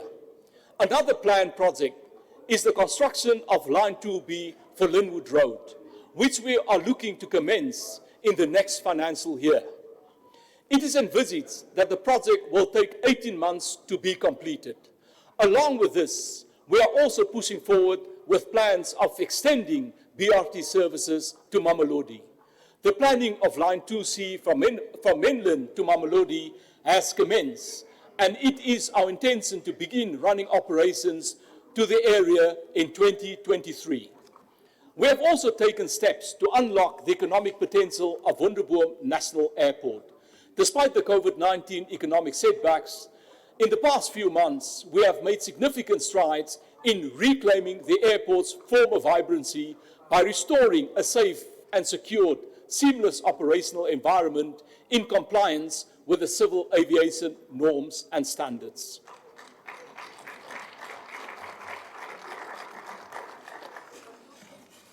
Work to restructure the airport property rental portfolio, normalization and renewal of the leases is at an advanced stage, together with the streamlining of business processes and systems to manage optimally the collection of revenue. The airport is currently reviewing and enhancing internal business processes to ensure maximum collection of revenue. We are also reviewing any lease agreements at the airport. Our financial valuations show that the airport rental revenue stream will double its current rand value upon the renewal of the lapsed property rental agreements. We are also working closely with Airports Company South Africa, who are providing valuable inputs on taking operations at the airport forward. Honourable Speaker, the city is also working to improve public transport facilities by entering into productive working relationships with our taxi stakeholders. The successful launch of the new Centurion taxi rank serves as a model of the type of partnership we are looking for, where the city provisionally leases refurbished taxi ranks to the resident operator for better management and upkeep of the facilities. Honourable Speaker, it is important we also prioritise and support the vulnerable in our city. The lasting negative impact of COVID-19 has created continued economic hardships for many of our people. As a city, we cannot just stand by and watch. We must offer ways to support those who require social support and relief. One of our key interventions is in this space is the Indigent Program, which is aimed at assisting residents who are unable to pay for municipal services. This program also serves as a vehicle to fight poverty. The Indigent Program is offered through the city's Community and Social Development Services Department. Qualifying households receive the following basic services: provision and connection of a prepaid electricity meter, provision of 100 kilowatt hours of electricity per month, provision of 12 kilolitres of water per month, refuse bin for refuse removal, 100% rebate on the value of the property and on refuse removal. I would like to encourage disadvantaged households to come forward and apply for the service by visiting your nearest regional office, where you will be directed to the Customer Relations Office that will assist with the application process.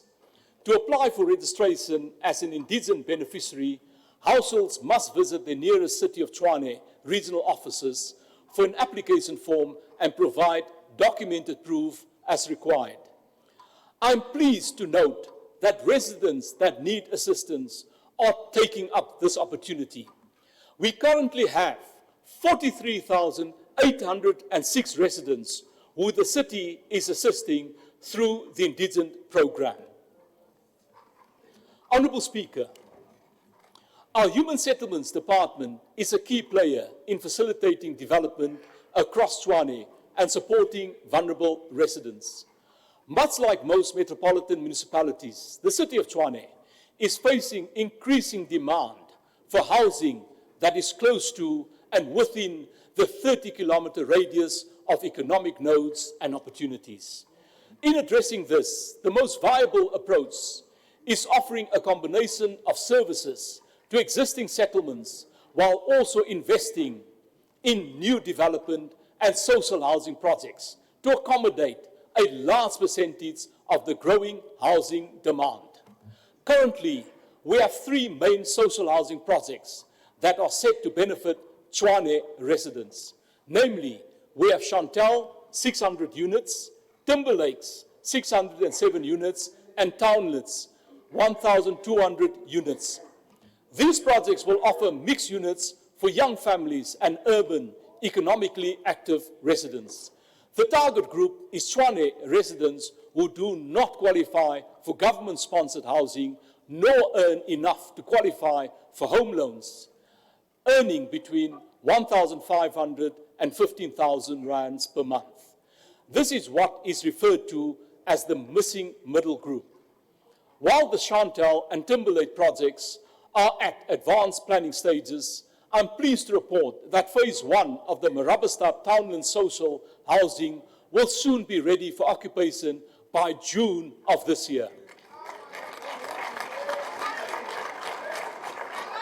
The project is at 93% completion, and the housing company Tshwane is also finalizing its allocation processes with pre-approved housing applicants. Honourable Speaker, during the previous SOCA, we committed to expedite the upgrading of informal settlements through the Urban Settlement Development Grant and Informal Settlements Upgrading Partnership Grant. Today, we are pleased to report the following. We have completed the construction of bulk water lines and reticulation network sewerage infrastructure and the construction of toilet structures in Hammanskraal Extension 10. This means a total of 2,776 households have access to water and sewer services. The Refillway Extension 10 project in Region 5 is under implementation and moving towards completion. The project will benefit a total of 788 households with water and sewer services when completed in this financial year. In the next financial year, in fact. The Pomalong project, which is located in Mamelodi Extension 6 in Region 6, has started and progress is 40% towards completion. So far, 349 water connections and 439 sewer connections have been completed. Honourable Speaker, the city has further begun implementing the Tshwane Informal Settlements Upgrading Strategy, where the city has assessed and categorized all the informal settlements in its jurisdiction. A total of 145 informal settlements are confirmed to be developable, based on the high-level feasibility studies conducted. In line with the Informal Settlements Upgrading Strategy, the city has appointed town planning to proceed with the township establishment and approval of general plans for approximately 100 informal settlements in the next 3 years. The informal settlements are spread across all 7 regions. The city has made significant inroads on the relocation of residents in these informal settlements by allocating permanent stands in various areas which are currently provided with interim basic rudimentary services. The stand allocations are as follows. Onverwacht 475 stands. Proposed Orchards, 110, 4,200 stands. Proposed Hammanskraal West Extension 4, 3,300 stands. Proposed Peachtree Extension 29, also known as Lazonia, 150 stands. Boyson's Extension 4, 472 stands. Earth 12223 and Earth 12224, now Napiers Extension 22, 397 stands. Refillware Extension 7, 670 stands. Refillware Extension 10, 720 stands. This amounts to over 11,000 stands allocations and is indeed good progress. Without wasting any time, the city has already earmarked 4,080 stands to be allocated to beneficiaries. So in total, over 15,000 households will be provided with permanent stands, with plans for phased-in services and upgrading of these areas. All of this work speaks to our commitment to addressing with dignity the housing challenges faced by the city. Honourable Speaker, it is also worth noting that as of the end of March 2022, the city recorded 4,102 new title deed registrations. This is a bold and deliberate drive by the city to restore the dignity and pride of our beneficiaries. It is important for residents and beneficiaries to note that a title deed is the only acceptable proof of ownership of a property. It is therefore crucial that we educate our people about the importance and legality of a title deed. We have countless cases of people signing affidavits when they buy or sell properties. Residents need to know and understand, and if an affidavit will never replace a title deed. Affidavits are generally used by criminals to sell properties that do not belong to them, effectively scamming the residents. We further urge residents to do the right thing by getting the property transferred properly through the Registrar of Deeds.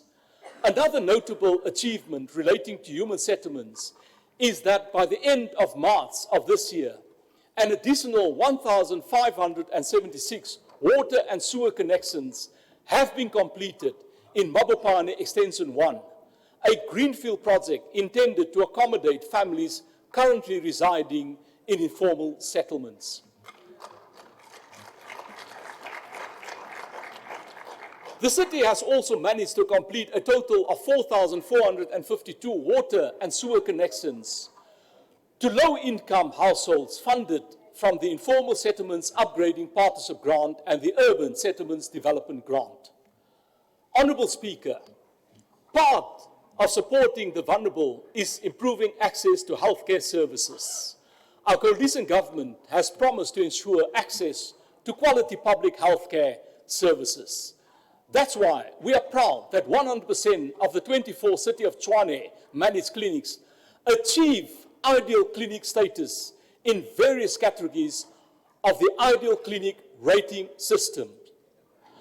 20 clinics achieve platinum status, 3 achieve gold status, and 1 achieve silver status after the yearly assessment by district, provincial, and national teams. So we're almost there. By next year, all of them should have platinum status. This demonstrates our commitment to quality services, and we intend to ensure we maintain this high quality of service and push for platinum status for all our clinics. One of the common complaints by patients is long waiting times at the clinics. Our teams continuously work towards reducing waiting times. The City of Tshwane clinics has impressively decreased their clinic waiting times to an average of 125 minutes against the national norm of 180 minutes.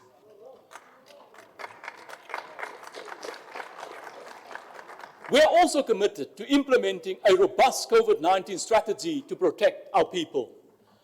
As part of our comprehensive health response, our health teams took services to our residents by conducting extensive COVID-19 outreach programs and increased clinic-based services, where we reached more than 3 million people and administered over 320,000 tests in Tshwane.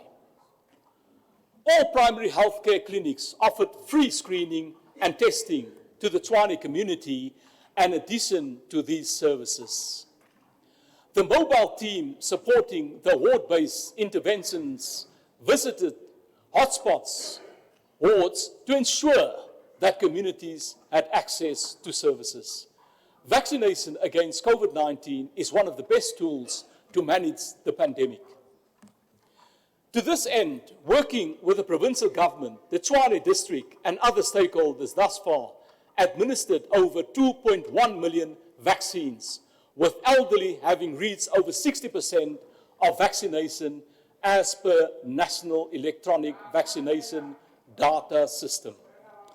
I want to continue to urge and encourage our communities to get vaccinated. Honourable Speaker, the creation of a safe and caring city is critical if we are to attract investment and business to Tshwane. It is also important that residents feel safe in the city that they call home. To do this requires that we properly capacitate our departments so that we can enforce our bylaws and respond appropriately when tragedy strikes in the city. Most recently, our Emergency Service Department proved their value and capabilities when they assisted with managing flood incidents that occurred in many parts of the city, with many poor and rural communities affected. Reports estimate that between 100 millimeter and 160 millimeter of rain fell, which resulted in flash floods. Our urban search and rescue teams, SAPS divers, and Gauteng EMS worked closely together and conducted an estimated 57 rescues over the period. These rescues included, amongst others, rescuing people from motor vehicles that were trapped on bridges and in rivers, and rescuing people from flooded houses. Honourable Speaker, we are also invested in critical equipment, ensuring that we are never caught off guard when disaster strikes. In October last year, we unveiled 3 ladder trucks, which are the first of their kind to be deployed in an African city, and significantly enhanced the Emergency Services Department's response capabilities. The vehicles are part of the ESD fleet replacement strategy, aimed at optimizing the services rendered by the ESD by equipping personnel with resources of world-class standards. We recently welcomed 171 new TMPD constables who will assist to boost operations in conducting the 3 core functions of TMPD, which are enforcing bylaws, crime prevention, and traffic policing. We are also actively tracking prosecutions and the issuing of fines to creating better data mapping of our policing in the city. This allows us to track whether or not we are successful in prosecutions at our municipal courts and identify the areas where we need to strengthen our enforcement processes. Using data, we are also able to better map out crime hotspots in the city, particularly as it pertains to issues of cable theft, which allows us to respond more effectively. Data-informed policing is critical towards ensuring that we allocate the resources we have in the most efficient manner possible. Honourable Speaker, it is important that we safeguard our natural environment and keeping our living spaces clean. We all have a responsibility to ensure that we protect our surrounding and maintain a clean living and working environment. Our Waste Management Division, in planning and expanding the waste collection client base And for this financial year, they're looking at adding just over 10,000 new households to the city's client base. This will increase revenue from collection and the associated landfill fees to 3.34 million per month, or 52.2 million per year. We are also scrutinizing our data within the waste management space to ensure that we optimize this service. During a data cleansing exercise in regions 4 and 6, we found that there was a significant number of households who received waste collection services without paying for it, which we are now systematically rectifying to ensure we totally optimize waste collection. We are now expanding our data cleansing exercise to the remaining 5 regions, and we are expecting to significantly enhance the revenue in the space to the city. The above points speak to the significance of our SOCA theme, being a data-driven city to identify and solve shortfalls in our operations and enhance our revenue. Furthermore, part of our efforts to promote a clean city, we had great success with our Tshwane clean-up campaigns, where we had many stakeholders, including community members, joining us, ensuring that their neighborhoods are clean. Recently, we launched the Tshwane Action Fridays to further promote and inspire our residents to keep the city clean.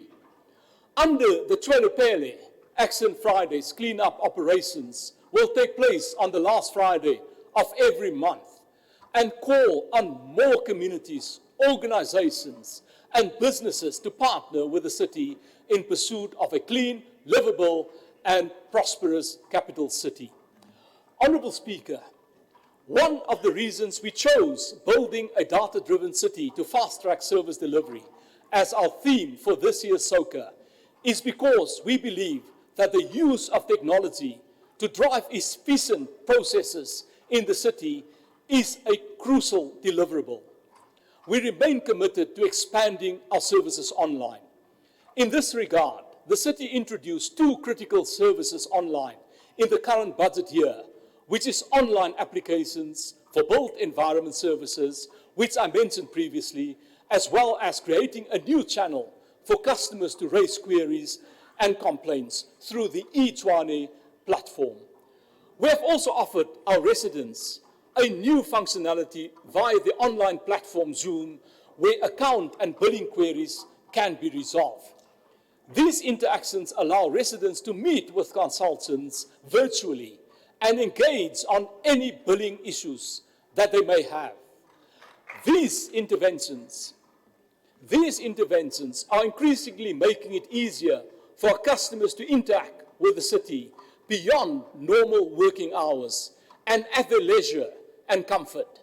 In the coming year, the city plans to expand these services to include full automation of the process for applying for building plans and other building control processes. This will not only mean additional convenience for our citizens, but also seeks to strengthen the position of our city in creating a good environment for doing business. The city will also be introducing a new e-health system, which will improve the state of our primary healthcare system. This will now make it easy for healthcare officials to offer improved services to our patients, including access to digitized records, management of queues in our clinics, and overall better management of stock items in our pharmacies. A core passion of mine is also the development of an integrated dashboard to assist in service delivery tracking. Through the Service Delivery War Room, we have gradually been getting better integration between our customer relations management data and the performance of our core operations. This is now allowing us to map our issues across the city based on the customer service requests we are receiving, which we scrutinize at a ward level and even down to a specific suburb. This is so important for the future of our city because it will then be used to better inform our budgetary processes going forward. For example, Using our data on water leaks, we are able to better identify and map the most problematic areas in the city, and then prioritize interventions towards these areas in terms of refurbishment projects. As we expand the dashboard tracking, we can ensure better integration across all departments in terms of reporting, as it creates a comprehensive and real-time assessment of service delivery in the city. This will be a key project that I will continue to take forward. Installing a strong culture of data and evidence-driven processes in our planning and policy making must become an embedded part of our thinking in the institution. We intend to continue with our innovative programs to address service delivery challenges and to embed a culture of embracing innovation and using data within the city. A data-centered culture in the city will help us to unlock massive potential for the future. As I conclude, Honourable Speaker, I want to refer back to my opening comments regarding our shared goals to strengthen service delivery as the coalition government of the city of Tshwane. I truly believe that we are stronger when we work together, pulling in the same direction to move the city of Tshwane forward. We find ourselves in an incredibly privileged position in this chamber to represent people from all walks of life in our city and articulate their needs. Articulating their needs means no shouting in this chamber, by the way. As public representatives, there are, of course, moments when we will disagree, but we should strive at all times to put aside political differences to solely serve the interests of the public who have elected us. With our country facing high levels of unemployment, continued low economic growth, and increasing prices of basic goods, it is imperative that as public representatives, we are committed towards building an economically thriving and safe city. With this in mind, let us commit ourselves to serving the residents of Tshwane diligently and continuously seek to place their interests and needs at the forefront of what we wish to achieve in the city. As I finish, let me leave you with the words of Mahatma Gandhi. And this is for you, Councillor Ramabodu. The best way to find yourself is to lose yourself in the service of others. I hope you understand that, Councillor Ramabodu. I thank you.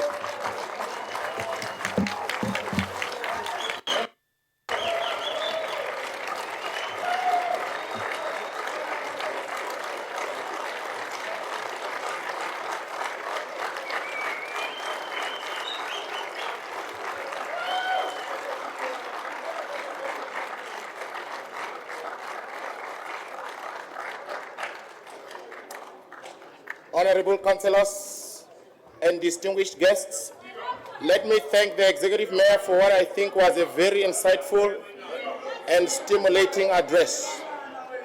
The debate on this State of the Capital address will take place during the Council meeting on the 28th April 2022. Members of the public are welcome to attend. Before we adjourn this meeting, I would like to make the following announcements. Kindly note that the speech of the Executive Mayor can hereafter be accessed from the City of Tshwane's intranet and its website.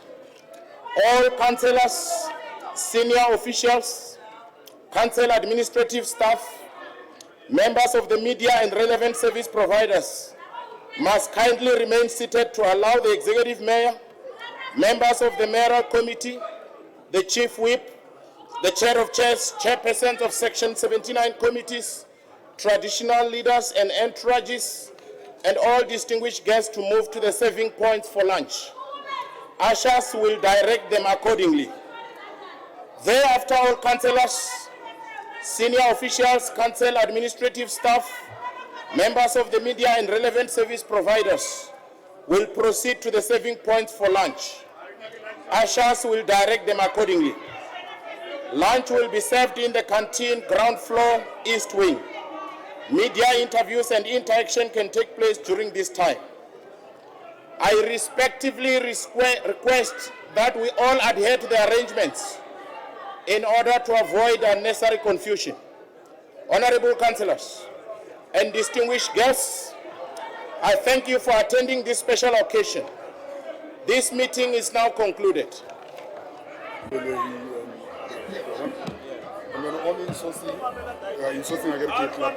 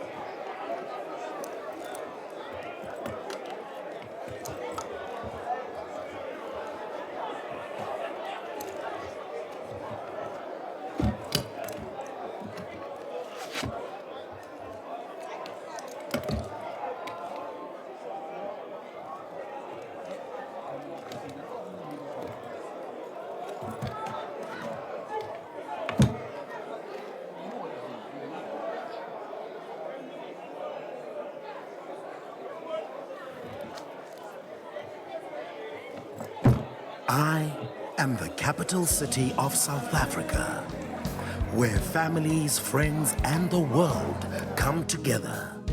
A place of discovery and adventure, where nature shows its beautiful hand rich in history and heritage. A city of champions, where opportunity awaits and dreams are achieved. I am Tshwane.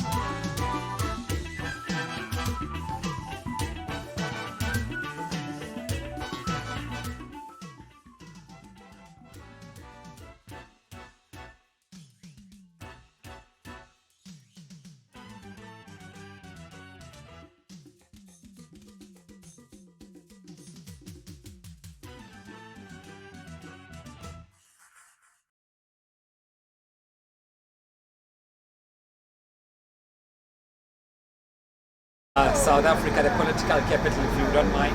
My name is Tshwane Mashao, and I'm excited to be here with you because we have been witnessing Mayor Randall Williams specifically tabling what is called the State of the City Address. Programs, activities, plans that are there for the city, wherever you may be, from Refurbishment all the way to Churchville, Ekangala, Lusaka, and everything else in between, to make sure that services come to you.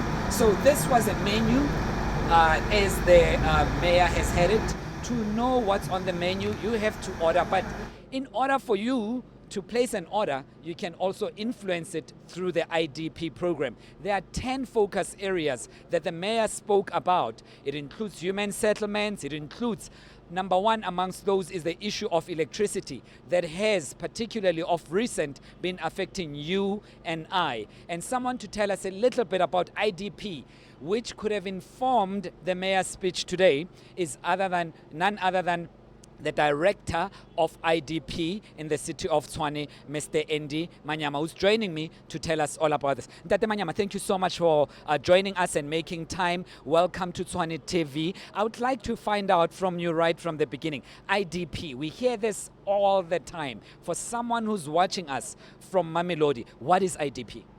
Oh, thank you very much, Tabo. Yes, the IDP is the Integrated Development Plan for the city.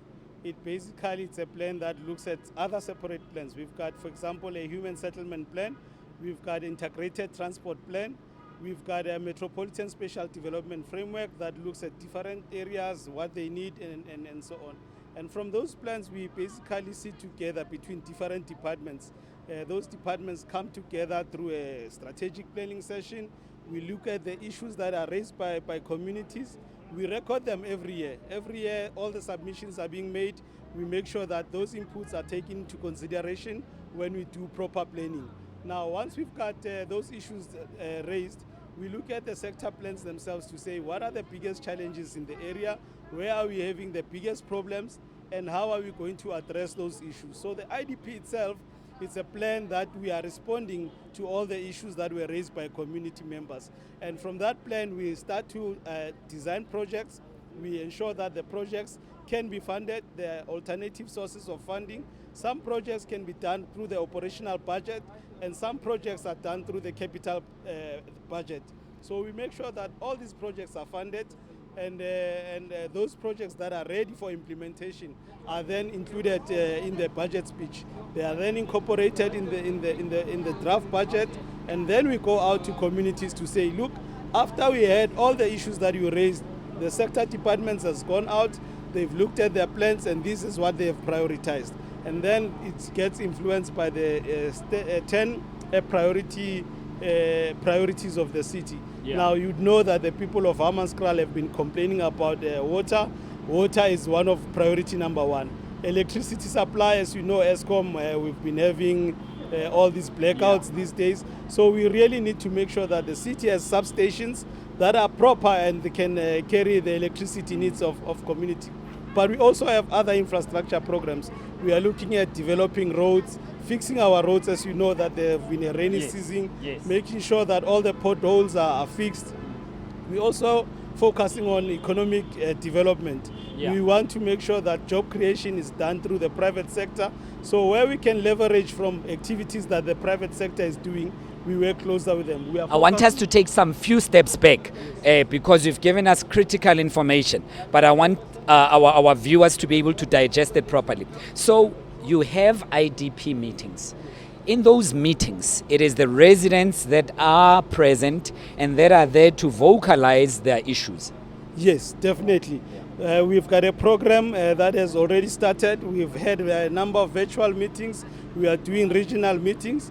But what is most important is that this weekend specifically, it's dedicated for in-person meetings. We will be having meetings in most of the areas. In all 7 regions, we'll be having 2 meetings per region. So we will be having meetings in Mamelodi, for example, having meetings in Bronco Spruit, Ekangala, Olivenwood Posh will be having meetings. We are going to Soshanguve as well, Hammanskraal. In all these areas, we want to make sure that people are able to communicate directly with the executive to make sure that there are issues that they want us to address, in the next 5 years are recorded and are tabled for departments to budget for those projects.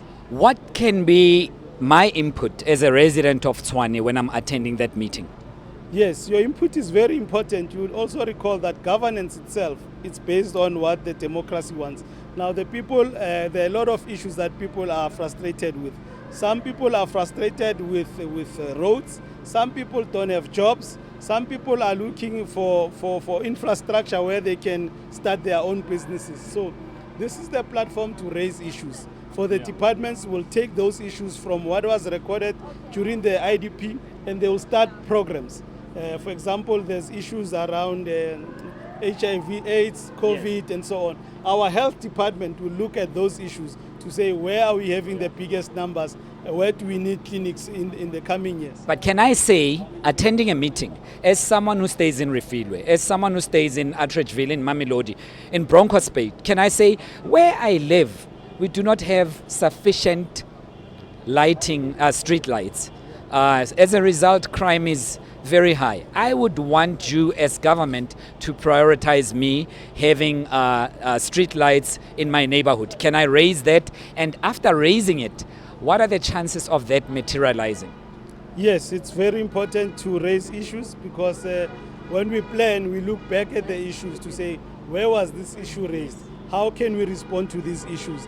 Now, the city itself, under Electricity and Energy Department, we have two programs. One is the public lighting program, and again, Electricity for All program. Yes. Now, these two programs are really meant to respond to the needs of the community. You will see the highest budget in the city that we have allocated goes to electricity. The second highest goes to water infrastructure. Then we're looking at human settlements. Yes.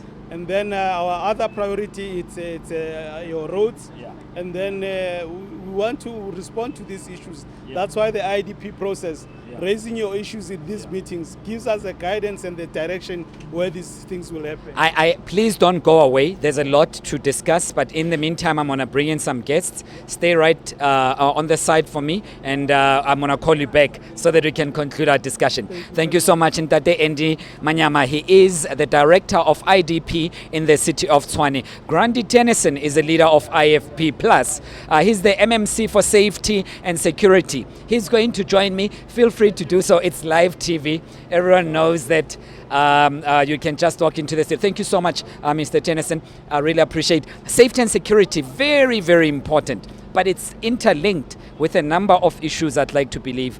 The visible policing, the visible lights, and many others. How safe is the city of Tshwane, and what are you going to do from now henceforth to improve it? Good day. Thank you very much. Yes, it's very important. Also, not only for the residents, but also for creating a safe and stable environment for economic growth. So our focus will be both on the residential areas as well as in the business sector. So I think the mayor has mentioned that we are going to focus on the three main core functions of the police, which is bylaw policing, it is crime prevention, and thirdly, traffic control. Those are the three main functions of the city. But we are also moving towards a plan where we are going to look more at a community-based policing.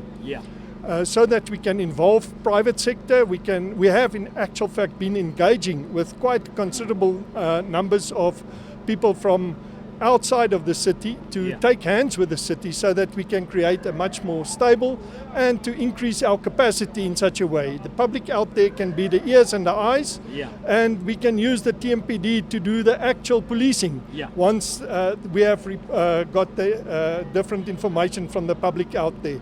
So we are working hard on that. We're also falling in line with the vision and the theme of this SOCA in terms of digitalization, and we have got very big plans to revive the CCTV cameras and to expand, but also that's where engagement with the public sector is going to play a very important role, because they have already agreed in principle to provide us with footage from various parts, which includes gated communities, private security firms, etc. And the idea is to establish a joint operations center so that we can, from that information, we can react very quickly. Sadly, I have to stop you there, mainly because of time. I'm sure we will come back and do much, much, much more. Really appreciate it, Mr. Dennison. All the best with Freedom Front Plus. Thank you. All the best. And now we continue to speak to a number of parties that are involved here in the city of Tshwane, getting reaction. Obakeng Ramabodu is a leader of EFF, Economic Freedom Fighters, in the city of Tshwane. He was also listening very closely. Ntate Ramabodu, thank you so much for joining us. Really appreciate your time. What's your impression as the EFF on the state of the city address? No, thank you, Thabo. You know, I think the mayor is busy with nothing.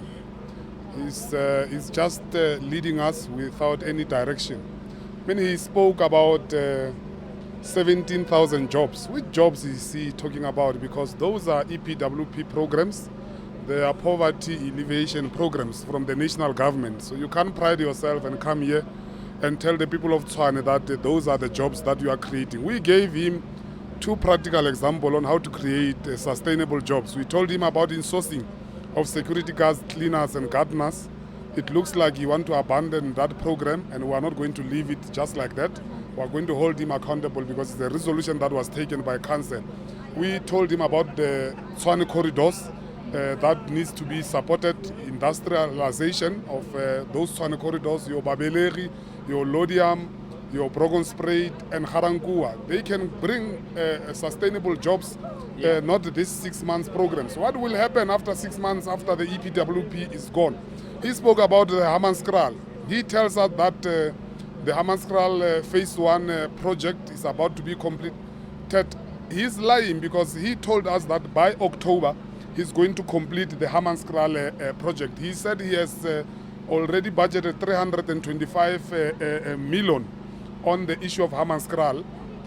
We don't see any progress. We are going to visit that project come October and to check if he has already completed the project, because there's where he's on Hansard, where he promised that he's going to complete the project by October.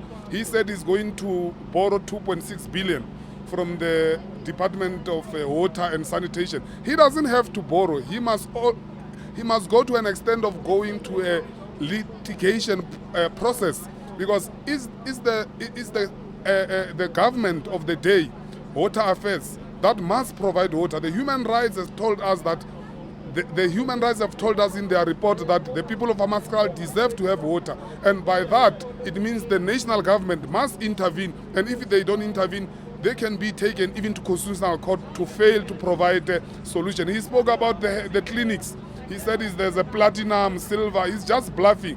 How can you have platinum clinics when they are not 24 hours? So I mean, the EFF is clearly not impressed. And the 10 focus areas that he spoke about earlier on, out of all those 10 focus areas, is there one briefly, I have 30 seconds, sorry, but is there one that you feel that will benefit the people of Tshwane? No, Vaportron station, at least there's something that is going to happen there. People are struggling with electricity, but on the issue of potholes, waste management, there's no plan.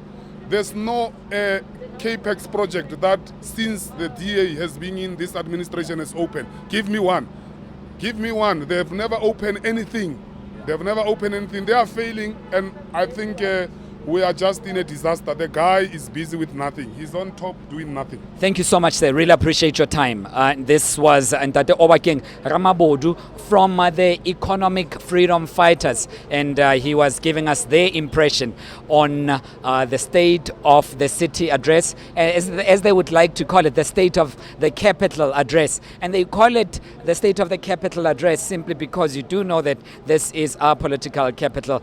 Actually all the headquarters of government departments are housed right here where we are. As I've said before, 105 wards, 210 councillors, 7 regions. By far, it is the largest, as far as landmass is concerned, municipality in South Africa. And in the world, it is the third largest after New York, and third largest also after Yokohama, or if you will, Tokyo.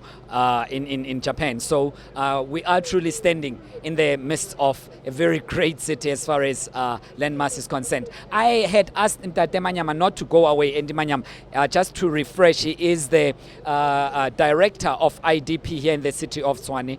IDP is very critical because this is where you get to participate, and we want to make it about you more than about them. So they have various meetings. I wanted them to continue telling us about it. Ntate Manyama, the meetings are thus far virtual.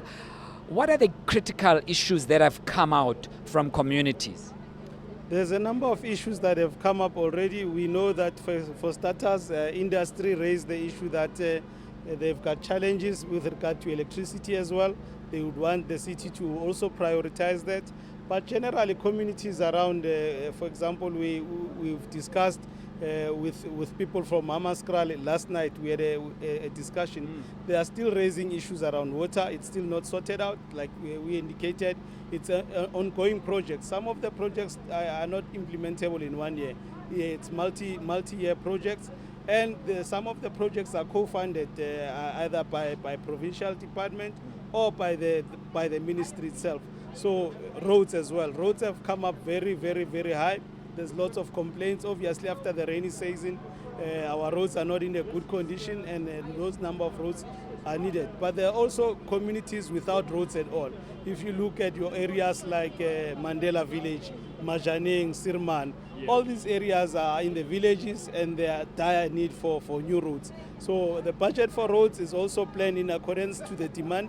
The demand is high, and we need to make sure that we respond to those issues by making projects that can implement those projects. Yeah, and I mean, I can just imagine that there are other projects that you do not necessarily have the power of implementing. Just in 30 seconds, and also don't go away. What do you do when there's a project like that does not necessarily fall under your jurisdiction as local government, but people are saying, I mean, take electricity for one, and load shedding, and say they don't want load shedding? It is very important to understand how government works. You see, in terms of the intergovernmental relations framework, municipalities are supposed to work closely with province. They are supposed to work closely with SOEs and also with national departments. So alignment of plans is very critical. That's why we've got the district development model that the president has announced on. We need to work closer with other stakeholders to make sure that as governance, we are seen as one. I must stop you there. Unfortunately. Please don't go away again. There's a lot to discuss with you. Thank you so much. Please just stand right there for me. Councillor Ziyanda Zwane Mangete is just joining us right now. He's the leader of the IFP. Thank you so much for joining us, sir. Really appreciate your time in the city of Tshwane, the leader of IFP. Your initial impressions of the speech by Mayor Randall Williams. Thank you very much, presenter and the viewers at home. We accept the address of the mayor as the IFP. We believe that it is pro-poor, and it is speaking with the impression of addressing the immediate needs of our poor people that we are presenting in council. But I'm a bit unhappy with the unemployment or maybe employment creation on the speech of the mayor, of which is kindly 0.6% on the unemployment rate of the city. But I think we need to zoom in that space so that we see how can we improve the employment rate of the city going forward in this financial. And one of the critical things which I would be as bold as to presume that your members would be concerned about is the issue of electricity as well. It ranks number 1 on the 10 focus points of the mayor. Yes, indeed, we need to prioritize the stability of the grid, because in terms of attracting the investors and also creating a sustainable economic development, you need to make sure that the infrastructure, that the investors will zoom into them to make sure that they come in numbers and make sure that they create employment, and then they make sure that they invest so that our economy will grow. You need to make sure that it is stable in as much as you can. So the prioritization of electricity grid and water infrastructure is one of the things that needs an immediate intervention, that we must make sure that it is on the right approach. Mangete ngibonga isikhathi sakho baba, all the best, really wishing you the best, and I'm sure it's not the last time we speak. Thank you. Really appreciate it. This is Mr. Tshwane, who is the leader of the IFP here in the city of Tshwane. But now we are joined by Mr. Derek Kisundut, who is the leader of Action SA. I was just announcing that we have just let go of not your name at all, but thank you so much, sir. Am I saying your name correctly, Mr. Kisundut? Derek Kisundut. Really appreciate your time. Action SA obviously making its way into local government with a very loud bang in the previous elections. Your impressions of the speech? Thank you. Thank you to you and the viewers. I think it was a very, very good speech. However, we as Action SA will now verify all what we're saying. It was good. The ideas were right. Service delivery was the top priority. However, it's how we're going to spend the monies that we have in the next year. So I like what the mayor said, and we can keep to what he was saying today. Will make it very easy for us as a city to better our lives. However, it will be judged on how we spend the monies that we get in, and if it's carried out that way, I think all citizens of Tshwane will be happy. I'm just thinking, what key priority matters to you as Action SA? He's mentioned 10 right at the beginning of the speech. Which one really resonates? I'm sure there are many, but which one do you pick out as Action SA? Okay, let me just make it clear. The 10 that the mayor has spoken, it's a coalition choice of the 10. So we resonate with all 10. We want the whole 10 to be activated. We discussed it, and those are the ideas that the coalition government has brought forward. There's no one identified item, but it's all that the priorities that the coalition government has put together to make up the 10 priorities. Really appreciate your time. Sadly, it's very thin, but next time we'll expand it a little bit more. Really, thank you, sir. Thank you very much. Thank you so much, Mr. Derek Kisundut. He is the leader of Action SA in the city of Tshwane, as you would know. Really appreciate his time. And now we will speak to the city speaker. You know him, we spoke to him a little bit earlier on, Mr. Morongwa Makwarela. He is the speaker. Actually, the mayor was speaking at his invitation. He creates this opportunity legislatively in order for the mayor to come and deliver programs, plans, and various important items of the city. Welcome back again, sir. Someone is asking, sitting at home in Bronco Hospital and saying, what is the function of the speaker? Is it just to say order, order, or is there more to the function? Well, there's more to that, but I think you saw a display of what we spoke earlier on, just to bring the house under control, because you have opposing factions inside the council chamber, and each one of them have a role to play. Some can even delay the proceedings, but you have to rise up to the occasion and not suppress them and allow them to speak. But we are happy that we are where we are right now, because obviously the speaker allowed the events to unfold, not suppressing each political party, allowing them to voice out whatever they wanted to voice out. But be that as may, we are excited, even as COPE, that the mayor lived up to the coalition agreement. He delivered successfully the 10 priorities that really touched at the heartbeat of what the residents are really looking for.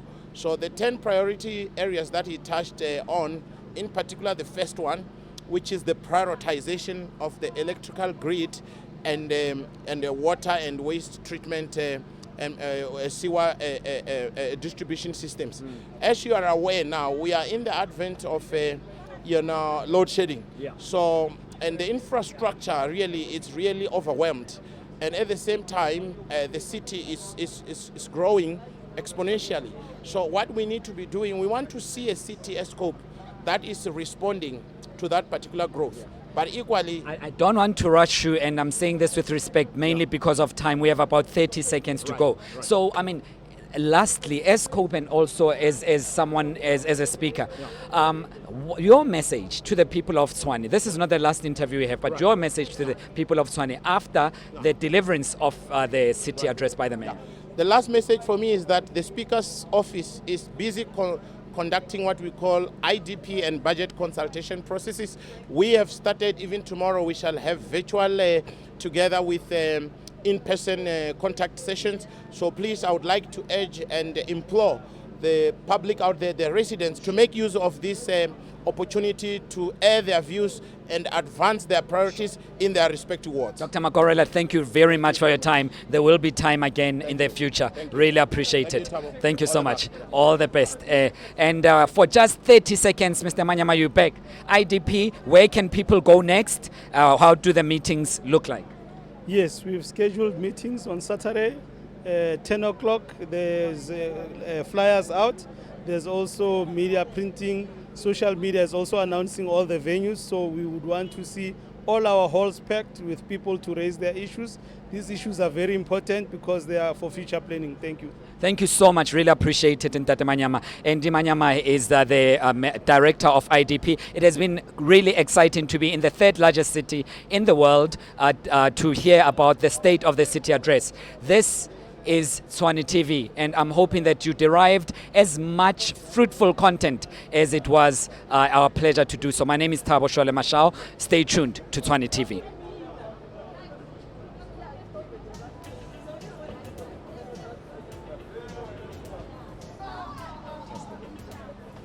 Thank you so much. Thank you so much. I don't know how you do it.